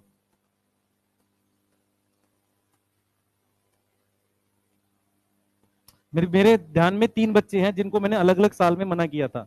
उसमें से 2 लॉयर हैं, इस वक्त एडवोकेट हैं, और एक मतलब किसी बड़ी गवर्नमेंट कंपनी में जॉब कर रहा है, जो मुझे ध्यान है। मतलब मैंने जिनको मना भाई छोड़ दे अच्छा रहेगा, क्योंकि उसने कहा सर मैं सिर्फ बॉटनी पढ़ने के लिए आता हूँ और आपका थोड़ा वो समझ आता है, उसी में मजा आता है और वो पढ़ लेता हूँ, पर जब तक सारे सब्जेक्ट नहीं पढ़ेगा तब तक वो एग्जाम क्वालिफाई नहीं हो रहा। बात समझ में आ रही है। तो हम किसी को गलत उसमें वो नहीं बोल रहे। तो आप अपना पढ़ो, मेहनत से 1 साल पढ़ो बस, ईमानदारी से पूरी जान लगाओ। बाकी क्या होता है वो आपके हाथ में नहीं है, ना मेरे हाथ में है। ये रीड कर लिया, इसमें कोई डाउट है किसी को? कोई डाउट? अपनी एनसीईआरटी से भी कर सकते हो। चलिए स्टार्ट करते हैं। सबसे पहले एंडोप्लाज्मिक रेटिकुलम पढ़ रहे हैं। पहले मेरी बात ध्यान से सुनना। एंडोप्लाज्मिक रेटिकुलम का पहले मतलब समझ लो क्या होता है, पहले पूरा मतलब समझो। देखो अब हम ऑर्गेनल्स पढ़ते हुए चलेंगे आगे, ठीक है, क्लियर है। हम धीरे धीरे क्या पढ़ेंगे अब, ऑर्गेनल्स पढ़ेंगे। जो मैं बोलने जा रहा हूं उसको ध्यान से सुनेंगे, ठीक है। सबसे पहले बेटा क्या है हमारे पास, ध्यान से देखें इधर, हमारे पास क्या है, हम बात कर रहे हैं एंडोप्लाज्मिक रेटिकुलम की, ठीक है। एंडो का मतलब होता है इनसाइड, ठीक है, इनसाइड। प्लाज्मिक मतलब यहां पर साइटोप्लाज्म की बात कर रहा है, और रेटिकुलम का मतलब होता है मेम्ब्रेन टाइप का स्ट्रक्चर, मेम्ब्रेन। अब जरा समझना मैं क्या बोल रहा हूं, ध्यान से सुनना। हमारे पास क्या होता है, जैसे ये सेल है, एक ये सेल है, सेल के अंदर बहुत सारा सुनना ध्यान से, बहुत सारा ऐसा स्ट्रक्चर होता है, जैसे ये साइटोप्लाज्म है। इसके अलावा ये एंडोप्लाज्मिक रेटिकुलम है, जो अगर आप देखोगे ना इसके अंदर अलग जगह है। देखो ये जो मैं इसको कलर करके दिखा रहा हूं, इसके अंदर जो है वो अलग लोकेशन बन गई है। तो हम क्या ऑब्जर्व करते हैं बेटा, हम ये ऑब्जर्व करते हैं कि जब हम किसी सेल को देखते हैं उसके अंदर बहुत सारी, ध्यान दे फोकस करें, बहुत सारी ये मेम्ब्रेन के स्ट्रक्चर होते हैं। ये मेम्ब्रेन के स्ट्रक्चर क्या करते हैं, पूरे साइटोप्लाज्म को 2 अलग अलग चैम्बर में डिवाइड करते हैं। एक ये चैम्बर जहां पर मेम्ब्रेन नहीं है, दूसरा किसी भी मेम्ब्रेन के स्ट्रक्चर की अंदर की इस खाली जगह को ल्यूमन कहते हैं। क्या बोलते हैं, ल्यूमन।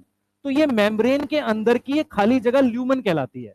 तो अगर आप ध्यान से देखो, हमें क्या होता है कि जब हम इलेक्ट्रॉन माइक्रोस्कोप में देखते हैं, मैं अगर किसी नॉर्मल माइक्रोस्कोप में देखूंगा तो मुझे ऐसे न्यूक्लियस दिख रहा है और कुछ नहीं दिख रहा है। जब मैं इलेक्ट्रॉन माइक्रोस्कोप में देखता हूं तो ऐसे मेम्ब्रेन के बने हुए स्ट्रक्चर है जो पूरे साइटोप्लाज्म को 2 हिस्सों में डिवाइड करते हैं। पहला ये कंपार्टमेंट जिसे साइटोप्लाज्मिक कंपार्टमेंट कहते हैं, क्या बोलते हैं इसको, साइटोप्लाज्मिक कंपार्टमेंट।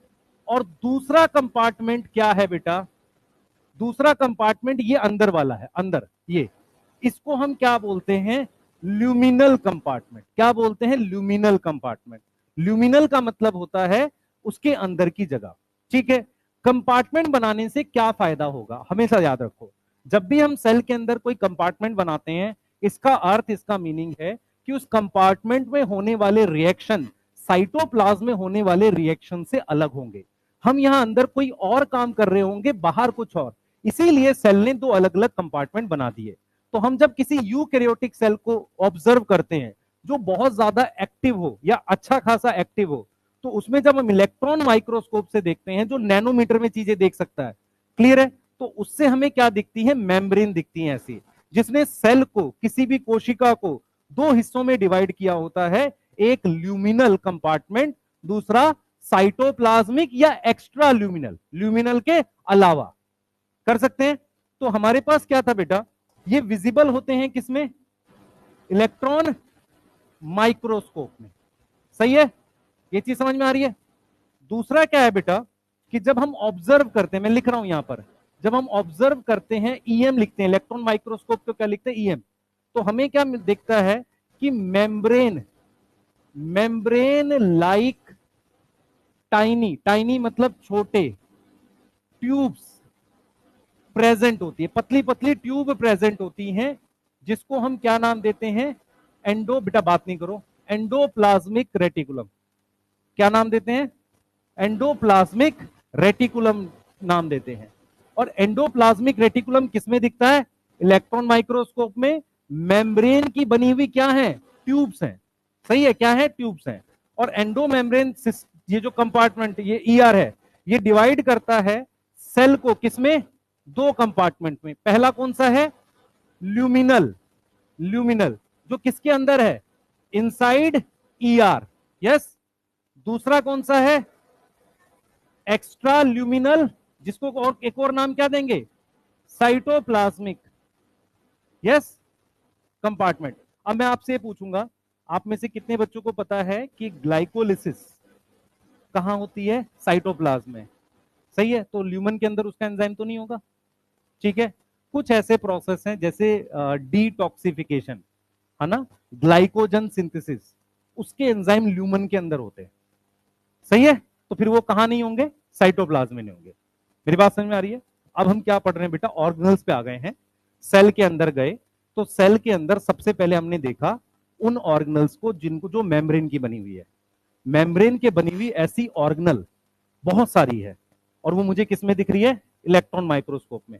सबसे पहले उसने क्या कर दिया है, डिवाइड कर दिया है साइटोप्लाज्म को दो हिस्सों में, एक ये बाहर वाला हिस्सा, ये सब है ना, और एक इसके अंदर का हिस्सा, उसको हम क्या बोलते हैं, ल्यूमन। ल्यूमन में अलग रिएक्शन होगा। अब कोई कोई किसी के मन में हो कि सर ल्यूमन के अंदर क्या पानी होगा, बिल्कुल हो सकता है, क्यों होगा मैं बताता हूं आपको। ल्यूमन के अंदर पानी होगा, इस बात का कोई रीजन है किसी के पास, देखो कोई भी केमिकल रिएक्शन बिना पानी के एक्वस मीडियम के नहीं हो सकता, तो अगर अंदर भी केमिकल रिएक्शन चल रहे होंगे तो यहां भी पानी होगा, सही है।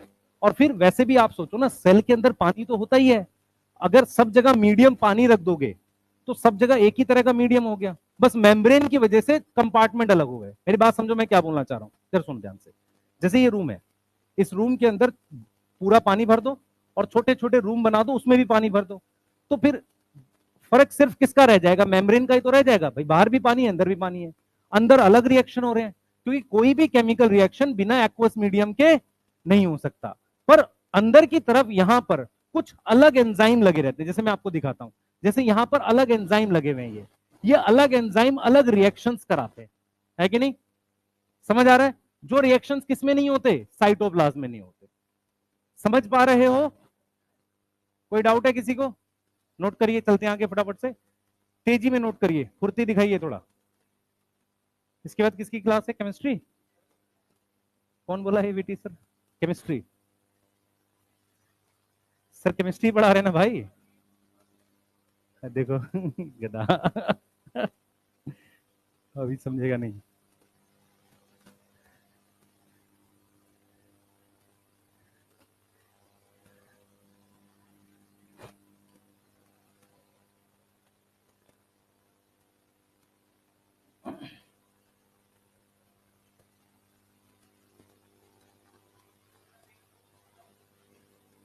हाँ, वैक्यूल के अंदर की जगह भी ल्यूमन है, ल्यूमन तो सब जगह बेटा, कोई भी मेम्ब्रेन के अंदर की जगह ल्यूमन कहलाती है।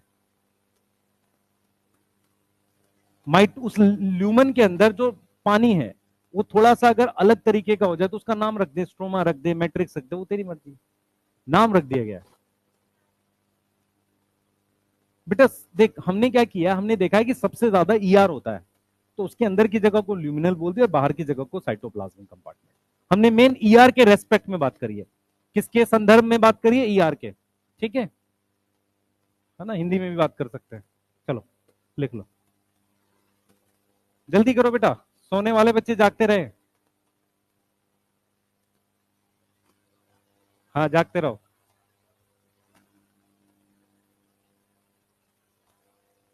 सही है, ठीक चल रहा है सब, बढ़िया।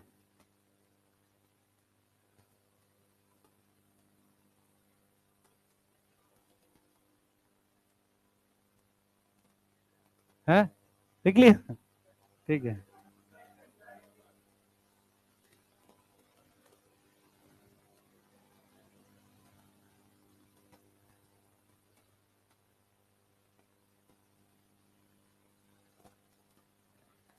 हाँ बेटा,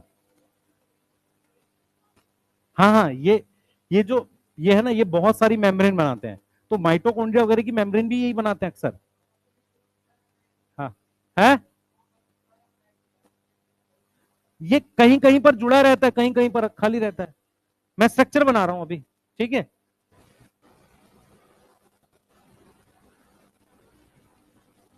देख बेटा, लिख लिया,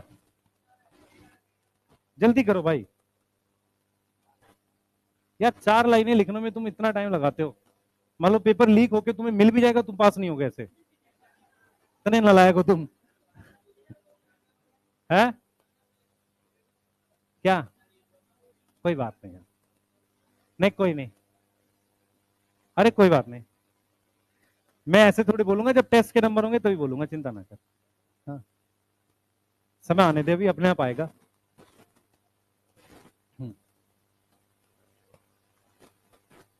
हाँ बेटा, हाँ नॉर्मली ट्रांसपोर्ट होता है, और वैक्यूल का स्पेसिफिक फंक्शन होता है, ठीक है। मैं अभी वेसिकल और वैक्यूल में अंतर बताऊंगा प्रॉपर तरीके से, अभी तो हम सिर्फ एंटर किए हैं चीजों में, ठीक है। और पूछो, तू पूछ भाई।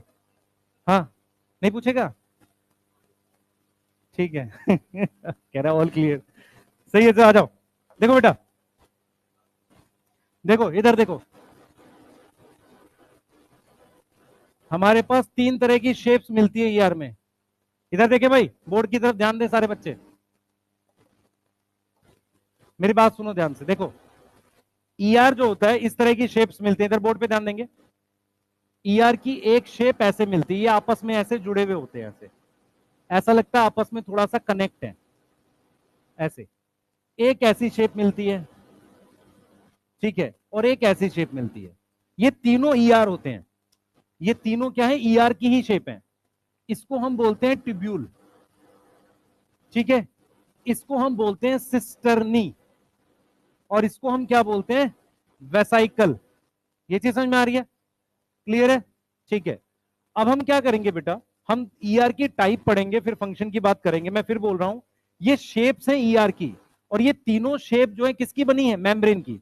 किसकी बनी है, मेम्ब्रेन की बनी है। अब मैं जो आपको एक चीज बताता हूं बेटा, देखो हमारे पास क्या होता है, 2 तरह के ईआर होते हैं, फोकस करना ध्यान से, अभी लिखना, मैं लिखने के लिए टाइम भी दूंगा आपको। 2 तरह के ईआर हैं, एक है हमारे पास रफ एंडोप्लाज्मिक रेटिकुलम, ध्यान से सुनना मैं जो बताऊंगा आपको, ठीक है, ध्यान से देखना इधर सारे बच्चे।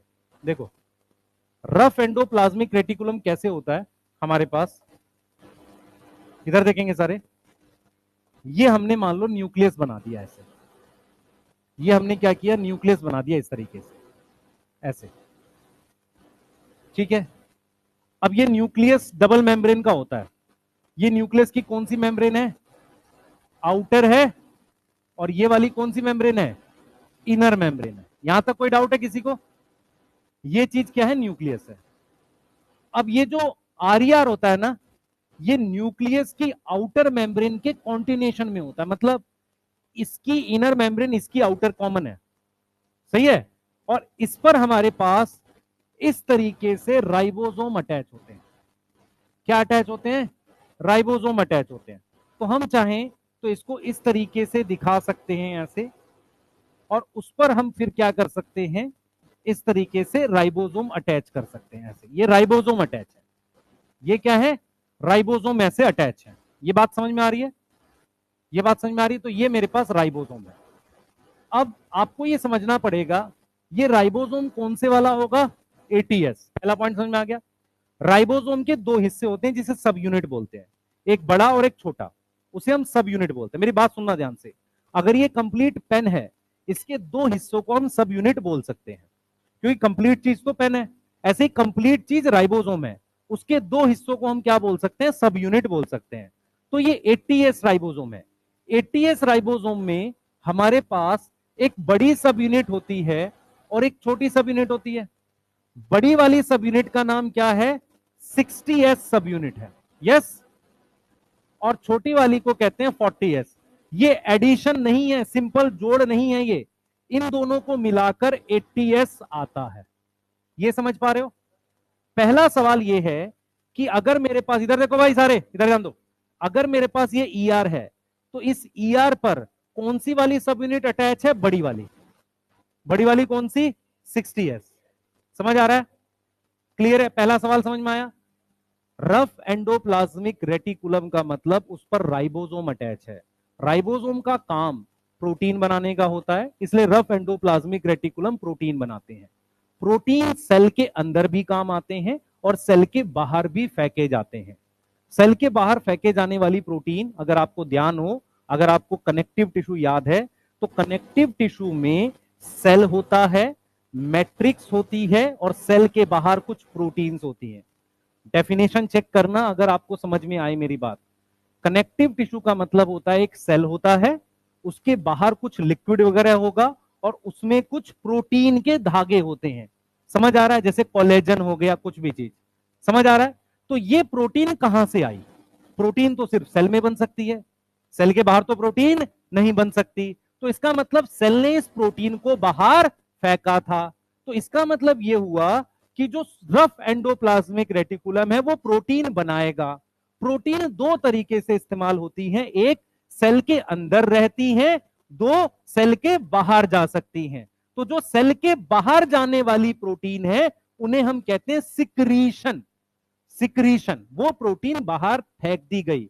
उनके उदाहरण कुछ एंजाइम हो सकते हैं, जैसे तुम्हारी ग्लैंड्स, यस, उसके एंजाइम हो सकते हैं, या हार्मोन हो सकते हैं। समझ में आ रहा है? या ऐसी प्रोटीन जो स्ट्रक्चर का पार्ट हो, लाइक कोलेजन। सही है? सेल के अंदर की प्रोटीन लाइसोसोम में हो सकती है, पहला। दूसरा, माइटोकॉन्ड्रिया क्लोरोप्लास्ट के एंजाइम भी सेल की प्रोटीन है। ये चीज समझ में आ रहा है? बोलो, ये चीज सोच पा रहे हो? तो ईआर, रफ एंडोप्लाज्मिक रेटिकुलम पर राइबोसोम अटैच होते हैं। कौन सी सब यूनिट, 60s अटैच होती है। ये क्या काम करते हैं, प्रोटीन बनाते हैं, प्रोटीन सिंथेसिस का काम करते हैं। प्रोटीन दो तरीके से रह सकती है, एक सेल के अंदर और सेल के बाहर। सेल के बाहर वाली प्रोटीन को कहेंगे सिक्रीशन। क्लियर है? सही है? तो मैं इसको भी हटा रहा हूं, स्मूथ वाले को, पहले रफ के बारे में बात करेंगे। ठीक है? पहले हम किसके बारे में बात कर रहे हैं, रफ के बारे में बात कर रहे हैं। एक सेकेंड दो बस, मैं लिख देता हूं फटाफट से। ये है ना हमारे पास, चलिए। तो एक मिनट बेटा, पिछली स्लाइड भी दिखा रहा हूं, एक मिनट रुक जाओ बस। रफ एंडोप्लाज्मिक रेटिकुलम क्या है बच्चे, इनकी शेप, शेप मेरे पास क्या है, क्या क्या है, ट्यूब्यूल है, सिस्टर्नी होगी और वेसिकल है। यस, ठीक है, ये ज्यादा है मेरे पास। उस पर क्या अटैच होता है, राइबोसोम। राइबोसोम की कौन सी सब यूनिट, 60s सब यूनिट अटैच होती है। यस, ठीक है, कोई डाउट यहां पर? दूसरी चीज, अब मेरी बात सुनना ध्यान से। ये इसकी जो मेम्ब्रेन है, इसकी मेम्ब्रेन किसके कॉन्टिनेशन में है, membrane in continuation of nucleus. मतलब न्यूक्लियस के लगातार, कॉन्टिन्यूएशन मतलब न्यूक्लियस के साथ लगातार है। अगर मैं रोल की बात करूं, रोल की, पहला प्रोटीन सिंथेसिस, क्या बना रहा है, प्रोटीन सिंथेसिस कर रहा है। यस, अच्छा, दूसरा हम लोग लिख सकते हैं प्रोटीन इनसाइड सेल, भाई बात नहीं करो आप बात कर रहे हो ठीक नहीं है। Protein inside cell and for outside cell, outside cell की प्रोटीन को क्या बोलेंगे? सिक्रीशन। Yes, secretion. अब मेरी बात सुनो ध्यान से, कोई भी ऐसा सेल, देखो मेरी बात समझो, हॉर्मोन्स जो बहुत सारे हार्मोन, ठीक है, enzymes and structural protein, sorry structural protein, वो कौन बनाता है? Synthesise by RER. भाई किसको किसको पता है? हाँ भाई मुझे ये बताओ जरा, कौन से सेल्स ये बनाते हैं एंटीबॉडीज? टी और बी। टी लिम्फोसाइट एंटीबॉडी बनाते हैं, चलो ठीक है, चलो मैं बता देता हूं थोड़ा सा। बी लिम्फोसाइट एंटीबॉडी बनाते हैं। एंटीबॉडी जो होती है वो सेल के बाहर फेंकी जाती है। एंटीबॉडी, मेरी बात सुनो ध्यान से, इधर देख लो भाई पहले 2 मिनट। एंटीबॉडी बनाने का कॉन्सेप्ट कई तरीके का है, सुनना ध्यान से। जैसे क्या है कि हम क्या करते हैं, पहले सुन लो भाई, लिखो नहीं, कोई काम की चीज सुना करो। हम क्या करते हैं, एंटीबॉडी कैसे बनवाते हैं, मैं पहले थोड़ा सा बता देता हूं आपको। मान लो हमारे पास ये कोई स्नेक है, हमने स्नेक का विनम लिया, जहर, वो उठा के हॉर्स में डाल दिया, ठीक है। अब हॉर्स मारना नहीं है भाई, स्नेक का विनम जो हमें मार सकता, हम छोटे एनिमल हैं, 70 किलो वेट के आसपास के, हॉर्स 200-250-300 किलो का तो होता होगा, उसमें वो विनम इफेक्टिव नहीं होगा। जहर बहुत कम कंसंट्रेशन में, जरूरी नहीं मारे इंसान को, समझ में आ रहा है? सही है, मेरी बात समझ पा रहे हो? तो कम कंसंट्रेशन का अगर वेनम हॉर्स में डाल दिया, तो हॉर्स का सेल, ये ब्लड है उसका, तो हॉर्स का सेल एंटीबॉडी सिक्रीट करेगा, कहां पर? उसके ब्लड में, प्लाज्मा में। तो अगर मुझे एंटीबॉडी निकालनी है, समझ में आ रहा है, तो मैं उसके प्लाज्मा से निकालूंगा, क्योंकि वो एंटीबॉडी प्रोटीन है और वो सिक्रीट हो चुकी है।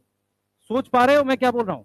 ऐसे ही हमारी बॉडी में एंटीबॉडी जो होती है, वो ये सेल सिक्रीट करता है। समझ आ रहा है? सही है। हम क्यों नहीं बना सकते स्नेक के लिए? हम जितनी देर में बनाएंगे उतनी देर में निपट जाएंगे। हम हॉर्स को क्या कर रहे हैं, डेली थोड़ा थोड़ा वेनम हर 10 दिन 5 दिन में लगाकर उसके ब्लड में एंटीबॉडी बना रहे हैं। किसके अगेंस्ट? विनम के अगेंस्ट। मेरी बात समझ में आ रही है? हम भी बनाते हैं एंटीबॉडी, वही प्रोसेस है। सही है। एंटीबॉडी एक ऐसी प्रोटीन होती है जिनको बाहर सिक्रीट कर दिया जाता है, सेल के अंदर नहीं काम करते। क्लियर है? बोलो। तो ऐसे सेल जो एंटीबॉडी बनाएंगे उसमें क्या होना चाहिए? आरईआर होना चाहिए। क्या होना चाहिए? आरईआर होना चाहिए। सोच पा रहे हो? बोलो। ये इसलिए बता रहा हूं बेटा, स्नेक में क्या करते हैं, इस तरीके स्नेक का विनम के अगेंस्ट एंटीबॉडी ऐसे बनती है, सही है। उसके लिए हॉर्स को मारने की जरूरत नहीं है, थोड़ा थोड़ा ब्लड निकाल के ना उससे भी कर सकते हैं। चलो नोट करो, ये वाला शेप वाला लिख लिया होगा सबने, लिख लिया? अगली स्लाइड दिखा रहा हूं, लिख लो ना जल्दी, जल्दी करो, फिर नेक्स्ट स्लाइड दिखा रहा हूं। है कितना बोलता है, कौन बोला?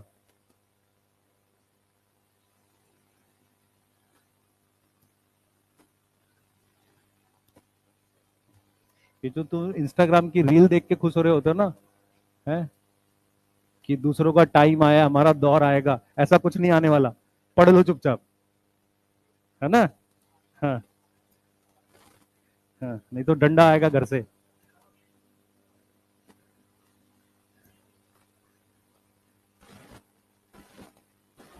नहीं लिखा बेटा? शेप्स लिखनी है ना, जल्दी बना, देख देख के सेम थोड़ी बना, जल्दी लिख।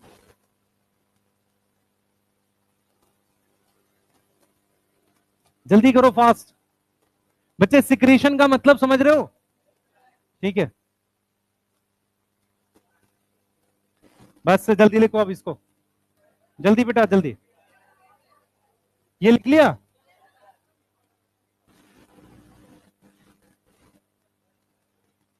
लिखो जल्दी,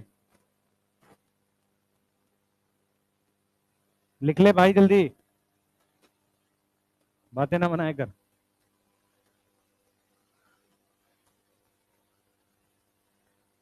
हाँ बोल बच्चे।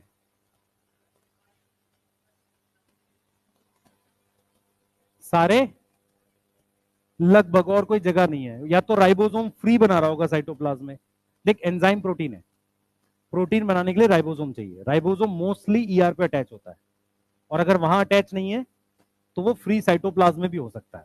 अगर मुझे कोई प्रोटीन बाहर फेंकनी है तो मुझे वो ईआर के थ्रू ही बनानी पड़ेगी, क्योंकि ईआर क्या करेगा, उसको पैकिंग करेगा। ये बात समझ में आ रहा है? पैकिंग कौन करेगा?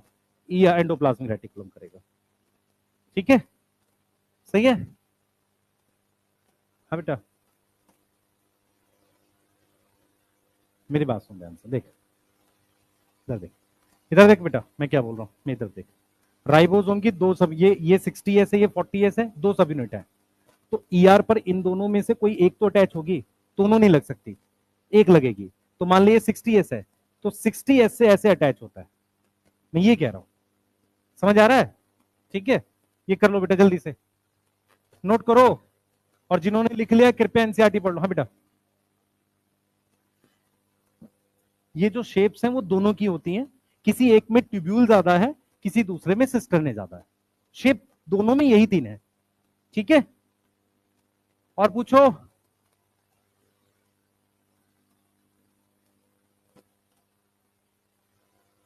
वो गया वाले बच्चे कहां गए? दो तीन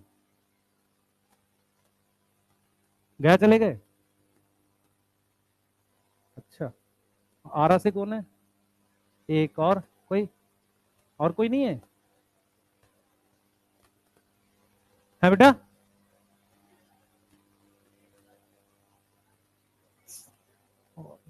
वेसाइकल नाम ही शेप की वजह से है।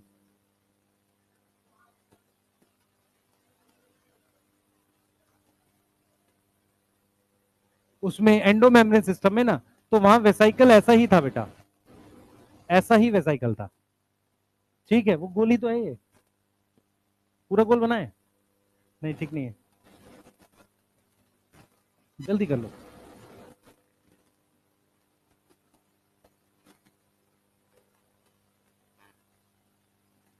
हो गया बेटा? बहुत सारे हार्मोन प्रोटीन नहीं होते, तो बहुत सारे प्रोटीन हार्मोन ये बनाएगा ईआर। कौन से हार्मोन प्रोटीन नहीं होते, कोई नाम बताओ? Testosterone, progesterone, oestrogen, glucocorticoid. ये जो कॉर्टिकॉइड्स होते हैं ना, स्टीरॉइड हार्मोन, ये सारे क्या है? लिपिड होते हैं। सही है? सही है। अगर मैं लिखूं all hormones are synthesised by RER, गलत है, क्योंकि हार्मोन्स प्रोटीन भी हैं और लिपिड भी हैं, लिपिड वाले एसईआर बनाएगा। ठीक है, नोट हो गया? हाँ,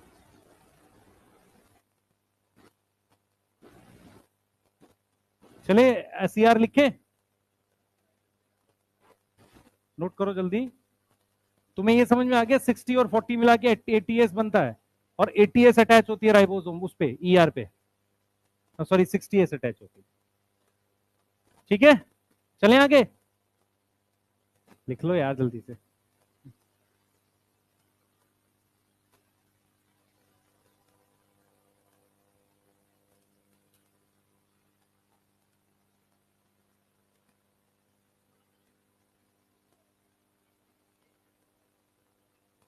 अमीनो एसिड भी यही बनाना चाहिए, चांसेस हैं, लेकिन मुझे श्योर नहीं है, पर मेरे हिसाब से यही बनाएगा, क्योंकि वो amino acid derivative is more like protein. ठीक है, उस तरीके से जा सकते हैं। ठीक है, अमीनो एसिड डेरिवेटिव तेरे पास कौन है? एड्रिनलिन, नॉन एड्रिनलिन, वो वाले हार्मोन से। ठीक है, हो गया? चलो,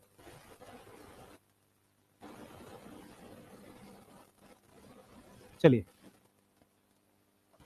हम लिख रहे हैं एससीआर। एससीआर की फुल फॉर्म क्या है? Smooth endoplasmic reticulum. Smooth endoplasmic reticulum. इसको स्मूथ क्यों बोलते हैं? क्योंकि इसके सरफेस पर, सतह पर क्या अटैच नहीं है?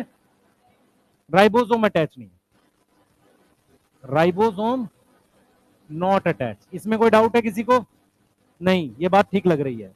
दूसरी बात बेटा, दूसरी बात देखो, राइबोसोम इस पर अटैच नहीं है। ये कुछ इस तरीके के हैं, जैसे मान लो मेरे पास ये न्यूक्लियस है, ठीक है, ये न्यूक्लियस की डबल मेम्ब्रेन है ऐसे। सही है, डबल मेम्ब्रेन होता है न्यूक्लियस, और जहां न्यूक्लियर मेम्ब्रेन नहीं होती उसे न्यूक्लियर पोर कहते हैं, अभी डिस्कस करेंगे उसको प्रॉपरली। ये न्यूक्लियस है, दूसरी चीज क्या है बेटा, ध्यान से देखो, आपके पास ये मान लो ER है, ये वाला ये SCR है। SCR पर राइबोसोम अटैच नहीं है। RER पर क्या अटैच होता है, राइबोसोम अटैच होता है, ऐसे राइबोसोम अटैच होता है। SCR जो होता है बेटा उस पर राइबोसोम अटैच नहीं है, ठीक है, क्लियर है। जो SCR होता है वो मेनली क्या बनाता है, लिपिड, मेनली क्या बनाता है, लिपिड। तो इस पे राइबोसोम अटैच नहीं है। इसकी भी शेप जो होती है बेटा, शेप वो ट्यूब्यूल होती है, सिस्टरने होती है और वेसिकल होती है, पर उसमें मेन क्या है, सिस्टरने है। नहीं नहीं, ये न्यूक्लियर मेम्ब्रेन से अटैच नहीं होता, न्यूक्लियर मेम्ब्रेन से RER अटैच होता है। दूसरी चीज क्या है बेटा, इसका जो रोल है, रोल वो हमारे पास क्या है, रोल सबसे पहले रोल है बेटा इसका लिपिड सिंथेसिस। क्या है, लिपिड सिंथेसिस, यस, ठीक है, जो भी लिपिड होता है। मैं आपको एक एग्जांपल से समझाता हूं, शायद अगर आपको समझ में आ जाए तो ठीक है, नहीं तो कोई दिक्कत नहीं है ना। नहीं समझ में आएगा तो भगा देंगे आपको क्लास में से। इधर देखो, अब बताना किसको किसको आया, आ गया, देखो समझ में आया ना, आ गया ना बिना बताए, देखो कितना अच्छा है। इधर देखो, इधर देखो ध्यान से, पहले चुपचाप देखो, कोई लिखेगा नहीं, रुक जाओ, लिखो ना, दिख रहा है मुझे लिख रहे हैं कुछ मक्कार। ये देख, ये ई नहीं लिखा है, पहले देखो क्या है ये, मेरी बात सुनो ध्यान से, एफ लिखा नहीं, ये मान लो ग्लिसरॉल है, अरे सुन लो ध्यान से, लिख रहा है इधर देख, ग्लिसरॉल है, इस पर एक फैटी एसिड जोड़ा, दूसरा फैटी एसिड जोड़ा, तीसरा फैटी एसिड जोड़ा, ये फैट हो गया, सही है। ये एलिमेंट्री कैनाल है, ये जो है एलिमेंट्री कैनाल है। हम जब इसका डाइजेशन करते हैं ना, फैट का डाइजेशन करते हैं, तो हम क्या करते हैं बेटा, ध्यान से सुनियो, हमने मान लो इसको इस तरीके से अलग कर दिया, इनको इस तरीके से क्या कर दिया, अलग कर दिया, किसको किसको, ग्लिसरॉल को और फैटी एसिड को अलग कर दिया।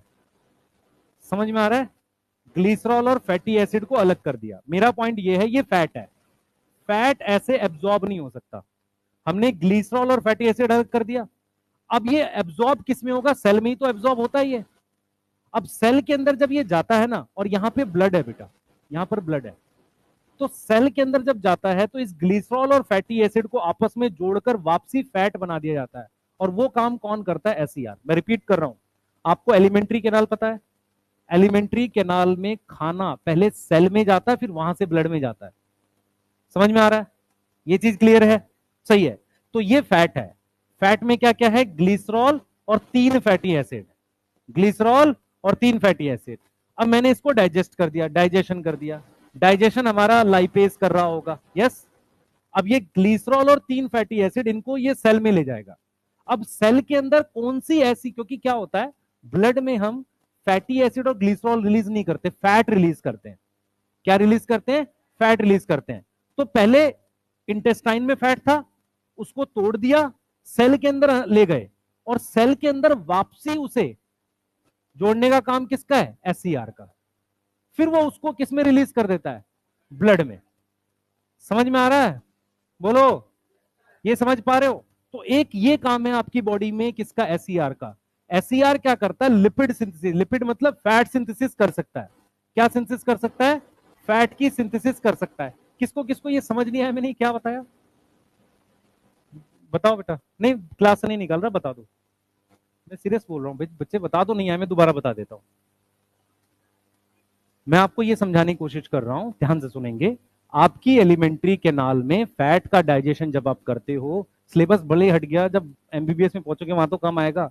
अब हमें ये नहीं समझ में आ रहा सिलेबस हटाया क्यों NTA ने, इतने नालायक हैं, सिलेबस पूरा रखना चाहिए। नहीं बेटा गलत हुआ, वो तुम्हारे साथ गलत हुआ, मैं रीजन बताता हूँ क्यों। बहुत सारी ऐसी चीजें तुम्हें, मैं एक चीज बताता हूँ, तुम ये 11th-12th की बायो इसलिए पढ़ पा रहे हो क्योंकि 9th में तुमने पढ़ी हुई है, और 6th में तुमने सॉइल नाम की चीज सुनी हुई थी। अगर मैं पूरा ही टॉपिक गायब कर दूं 6, 7, 8, 9 से और सीधे 11th में पढ़ाऊं तो बहुत खराब सिचुएशन हो जाएगी। इसीलिए अधिकतर बच्चे ऐसे पेपरों में फेल हो जाते हैं जो एक्स्ट्रा अचानक से ऐड होता है। फॉर एग्जांपल, एक बायो वाले को कंप्यूटर बिल्कुल नहीं पता, वो 11th में जाकर या इवन मान लो MBBS या किसी भी कोर्स में जाकर पहली बार एक छोटा सा पेपर कंप्यूटर का लेता है, उसी में फेल हो जाता है, क्योंकि उसने 6 से लेके वो चीज सुनी नहीं कभी। इसीलिए छोटी क्लासों में थोड़ा थोड़ा सुनाते हुए जाते हैं, 9th में ज्यादा सुना देते हैं और 11th में पूरा पढ़ा देते हैं। समझ में आ रहा है? इसलिए सिलेबस गायब नहीं करना चाहिए कहीं से भी। जैसे उन्होंने 10th में जेनेटिक्स गायब करी, वो गायब, एवोल्यूशन गायब करा, इसलिए एवोल्यूशन की ज्यादा दिक्कत आती है 11th 12th में। अब मेरी बात समझो ध्यान से, वो ये करते हैं। हाँ बेटा,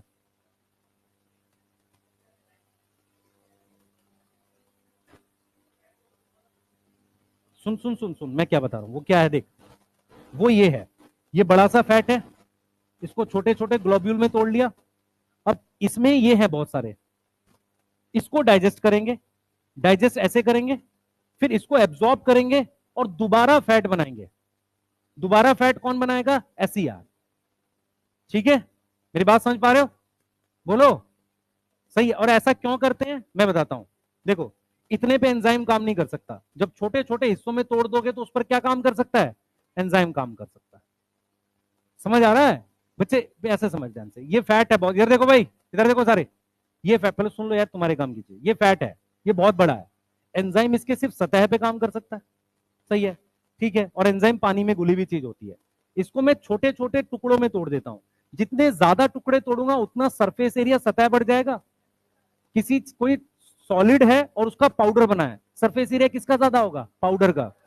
ये समझ पा रहे हो? तो इसीलिए छोटे छोटे टुकड़ों में तोड़ते हैं, है ना?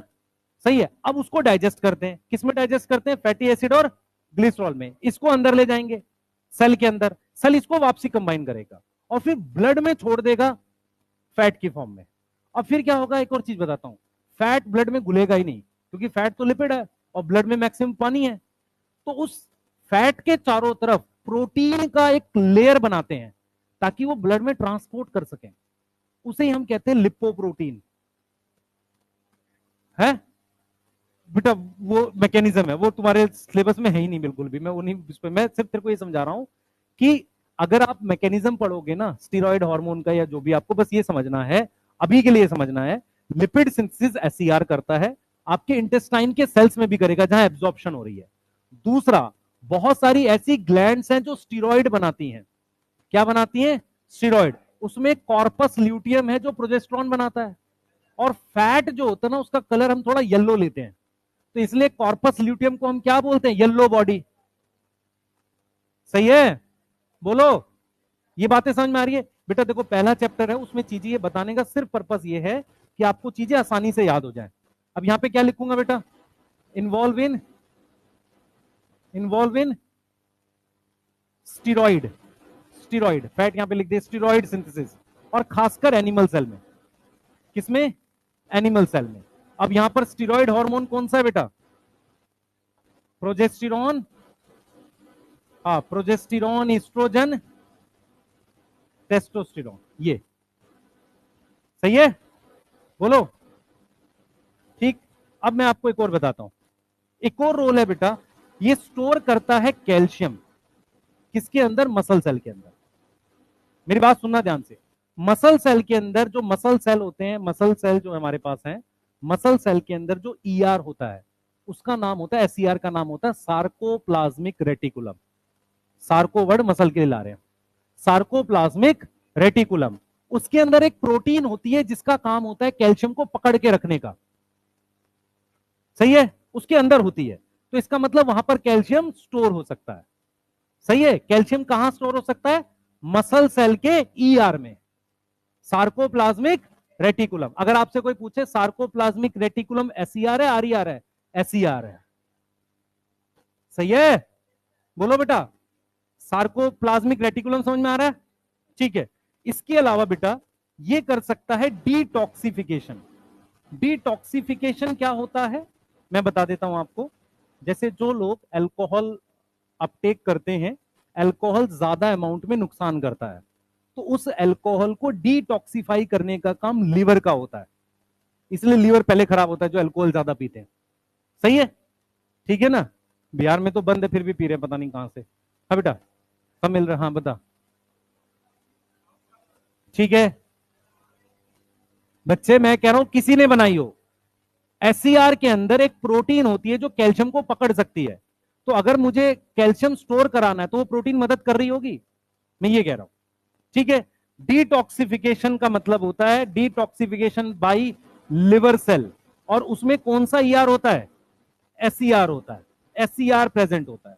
डिटॉक्सिफिकेशन का मतलब होता है अगर आपने खाने में कोई ऐसी चीज खाई जो टॉक्सिक है थोड़ी सी बॉडी के लिए, टॉक्सिक का मतलब हार्मफुल, उसे डिटॉक्सिफाई करने का काम किसका है? लिवर का है। वो टॉक्सिक थोड़ी है। सुन ध्यान से, उसमें पता है क्या, मैदा है भाई।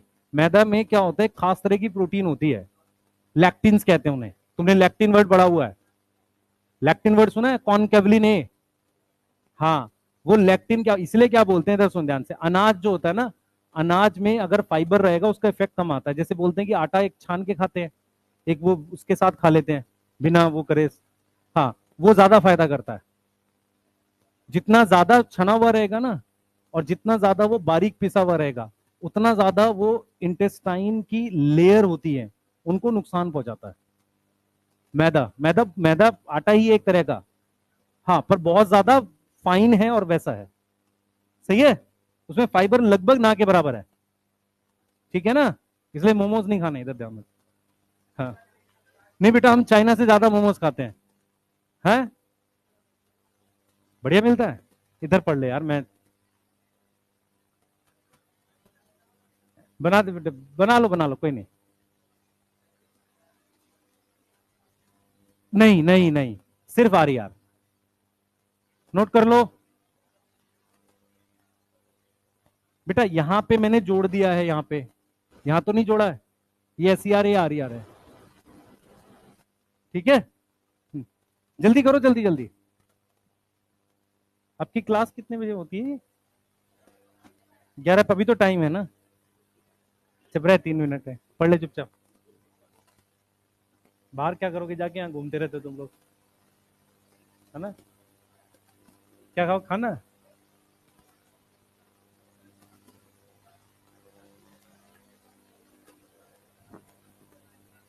हाँ हाँ, कोई भी प्रोटीन वाले हार्मोन आर ई आर बनाएगा, और लिपिड वाले एस सी आर बनाएगा। ठीक है, जल्दी करो। देखो बेटा, हॉस्टल का खाना वैसा ही रहता है हर साल, कुछ दिन में हमें आदत पड़ जाती है ना? सबको पड़ गई होगी अब तक। हाँ, पड़ जाती है यार, कॉलेज में इससे खराब मिलेगा। अरे नहीं क्या, हाँ।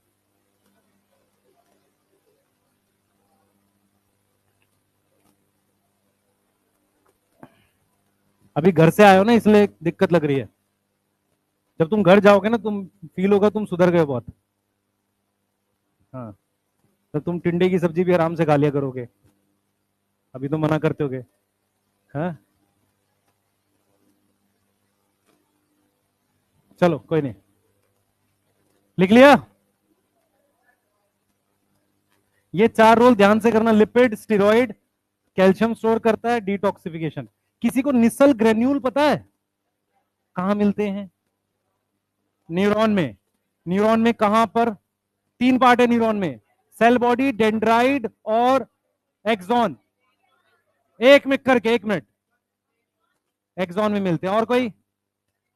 सेल बॉडी, और कोई? Cell body. एक बार चेक करते हैं, फटाफट से वहां जाओ। सेल बॉडी और दोनों में मिलते हैं, एक बार चेक करो, दोनों में मिलेंगे। कहां मिलेगा मुझे? नर्वस सिस्टम वाला चैप्टर है ना जो, उसमें चेक करो। निसल ग्रेन्यूल चेक करना बेटा, याद हो जाएगा फिर। इसलिए चेक नहीं करा रहा हूं कि मुझे। हाँ, यहाँ पे देख, कहां प्रेजेंट है, यहाँ लिखा होगा, पेज 316 पे नीचे होगा। 316, 316। मिला? मिला किसी को? नर्वस सिस्टम में जहां एक्सॉन का डायग्राम बना है, उससे पहले, हाँ यहाँ पे कोई होगा, यहाँ पे होगा ना बेटा, इस पेज पे। अच्छा, 231 और 232 के आसपास देखो। 232 पे मिला? तुम्हारा यहाँ पे होगा बेटा। तुम्हारी नई एनसीईआरटी है क्या बच्चे? नई एनसीईआरटी है, अच्छा। पुरानी वाली पे 316-17, नई वाली पे 200।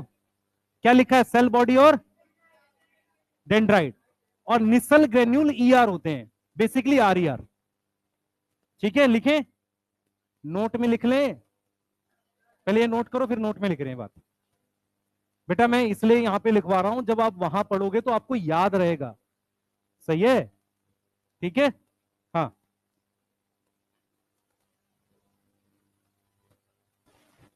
जल्दी लिख लो बेटा। ये वाला वो अभी उसमें उसमें पढ़ाऊंगा, गोल्जी अपरेटस में। गोल्जी अपरेटस में प्रोटीन कैसे मूव करती है वो सारा समझाऊंगा। मैं ये बोला था ईआर प्रोटीन बनाता है, वो गोल्जी के पास जाती है, कुछ प्रोटीन अंदर रहती है, कुछ प्रोटीन बाहर रहती है। ये भी गोल्जी में पढ़ेंगे। नोट लिखो भाई, लिख लिया होगा सबने, लिख लो।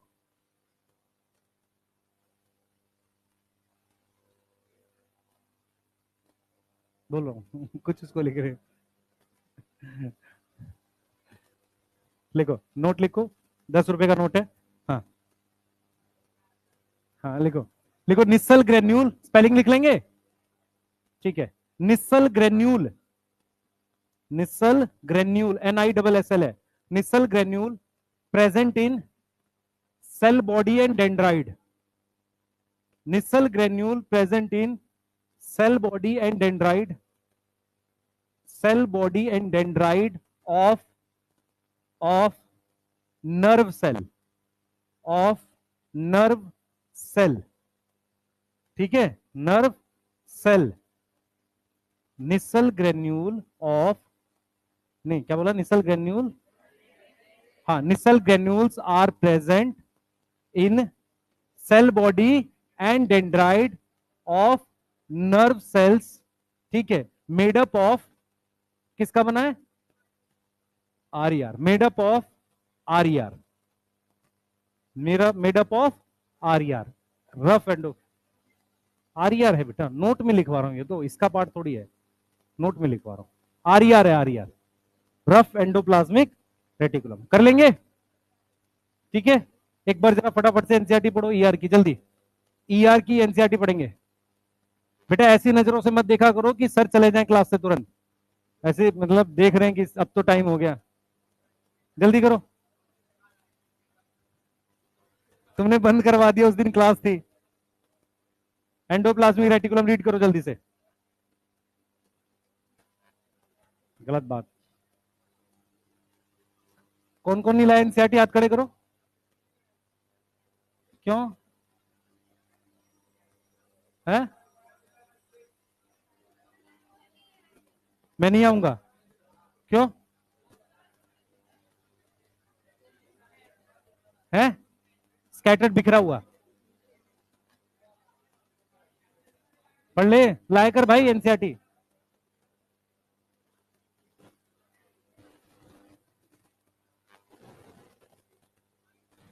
बेटा प्लीज एनसीईआरटी लाया करो।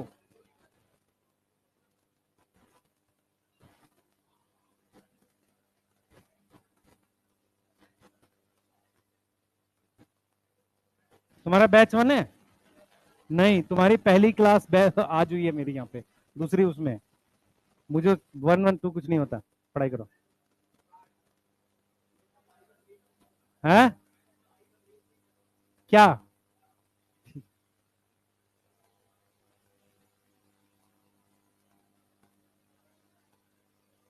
तेरा पेपर पहले करा दे नीट का, है दिसंबर में है, दिक्कत होगा बेटा आप लोगों को, पहले हो गया तो, पहले नहीं होगा वैसे तो।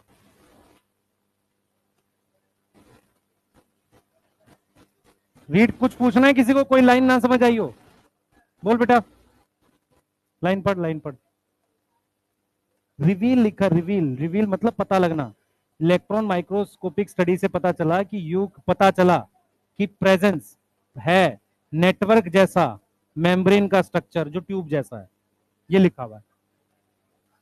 रिवील मतलब पता चलना।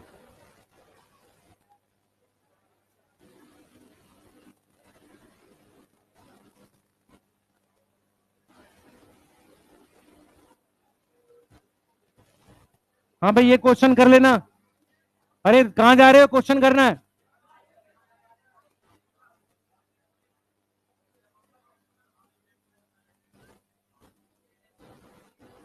ये ग्लूकागोन बनाता है, ग्लूकागोन हार्मोन है। एड्रिनल कॉर्टेक्स, इधर देखो, ये किडनी है, ये एड्रिनल कॉर्टेक्स है, इसकी बाहर वाली सतह पे होते हैं, ये कॉर्टेक्स वाला रीजन है, देखो ये एड्रीनल ग्लैंड है, कौन सी ग्लैंड है? एड्रीनल। उसमें बाहर होता है कॉर्टेक्स और अंदर होता है मेडुला। तो कॉर्टेक्स स्टीरॉइड बनाता है, ये क्या बनाता है? स्टीरॉइड। तो हमें एससीआर किसमें ज्यादा होगा? मेडुला में तो हो नहीं सकता, इसमें इंटरस्टिशियल सेल क्या होते हैं, इसमें स्टीरॉइड बनेगा, यह आंसर होगा। एसिनार सेल क्या होते हैं मैं बताता हूं। एसिनार सेल वो होते हैं जो एंजाइम बनाते हैं, किसके अंदर? पेनक्रिया। देख बेटा, ये एंजाइम बना रहा है, ये हार्मोन बना रहा है, और मेडुला वाले जो बना रहा है वो अमीनो एसिड के डेरिवेटिव बना रहा है। कॉर्टेक्स वाला पार्ट स्टीरॉइड बनाता है, सही है।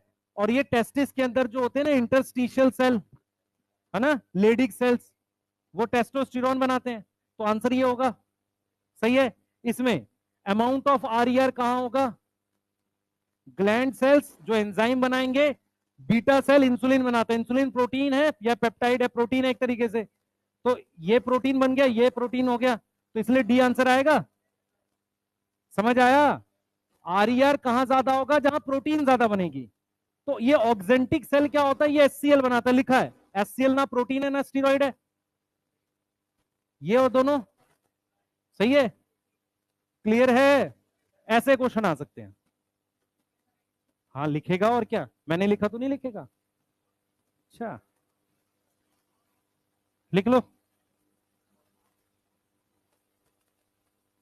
लिख लो बेटा फटाफट से।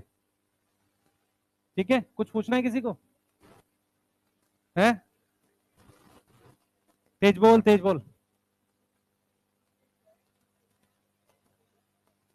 कुछ और मैकेनिज्म एचसीएल बनाने का?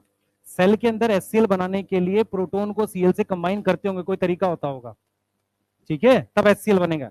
एसिड बनाना पड़ता है।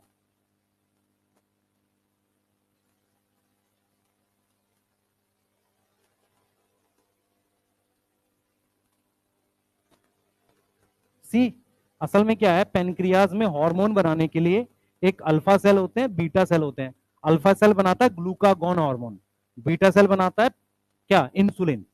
तो दोनों प्रोटीन हो गए। हम किसकी बात कर रहे हैं? एससीआर की। मुझे लिपिड चाहिए, स्टीरॉइड। तो स्टीरॉइड कहां, कौन सा सेल बनाएगा? इंटरस्टिशियल सेल, ठीक है। अच्छा, ये किडनी है, ये एड्रिनल ग्लैंड है। एड्रिनल ग्लैंड देख हमेशा पढ़ा, आउटर कॉर्टेक्स इनर मेडुला होता है। तो कॉर्टेक्स वाला स्टीरॉइड बनाता है, मेडुला वाला क्या बनाएगा? स्टीरॉइड नहीं बनाता, ठीक है। तो इसीलिए यहां पर क्या लिखा है? Medulla reason of adrenal. ये नहीं होगा, ये नहीं होगा, ये हार्मोन, ये एंजाइम बना रहा है। ये क्या बना रहा है? एंजाइम। ये होगा नहीं, ये भी नहीं होगा। हाँ कॉर्टेक्स होता तो सही होता। अगर मैं पूछूं ह्यूमन में कहां कहां बनेंगे स्टीरॉइड, एक तो एड्रिनल के कॉर्टेक्स में बनेंगे, सही है। दूसरा कॉर्पस ल्यूटियम ओवरी में, टेस्टिस के अंदर, जहां पर स्टीरॉइड बन सकते हैं। क्लियर है? बोलो, ठीक है, क्लियर। चलो कर लो इसको बेटा, कल करेंगे इसके आगे। देखो सेट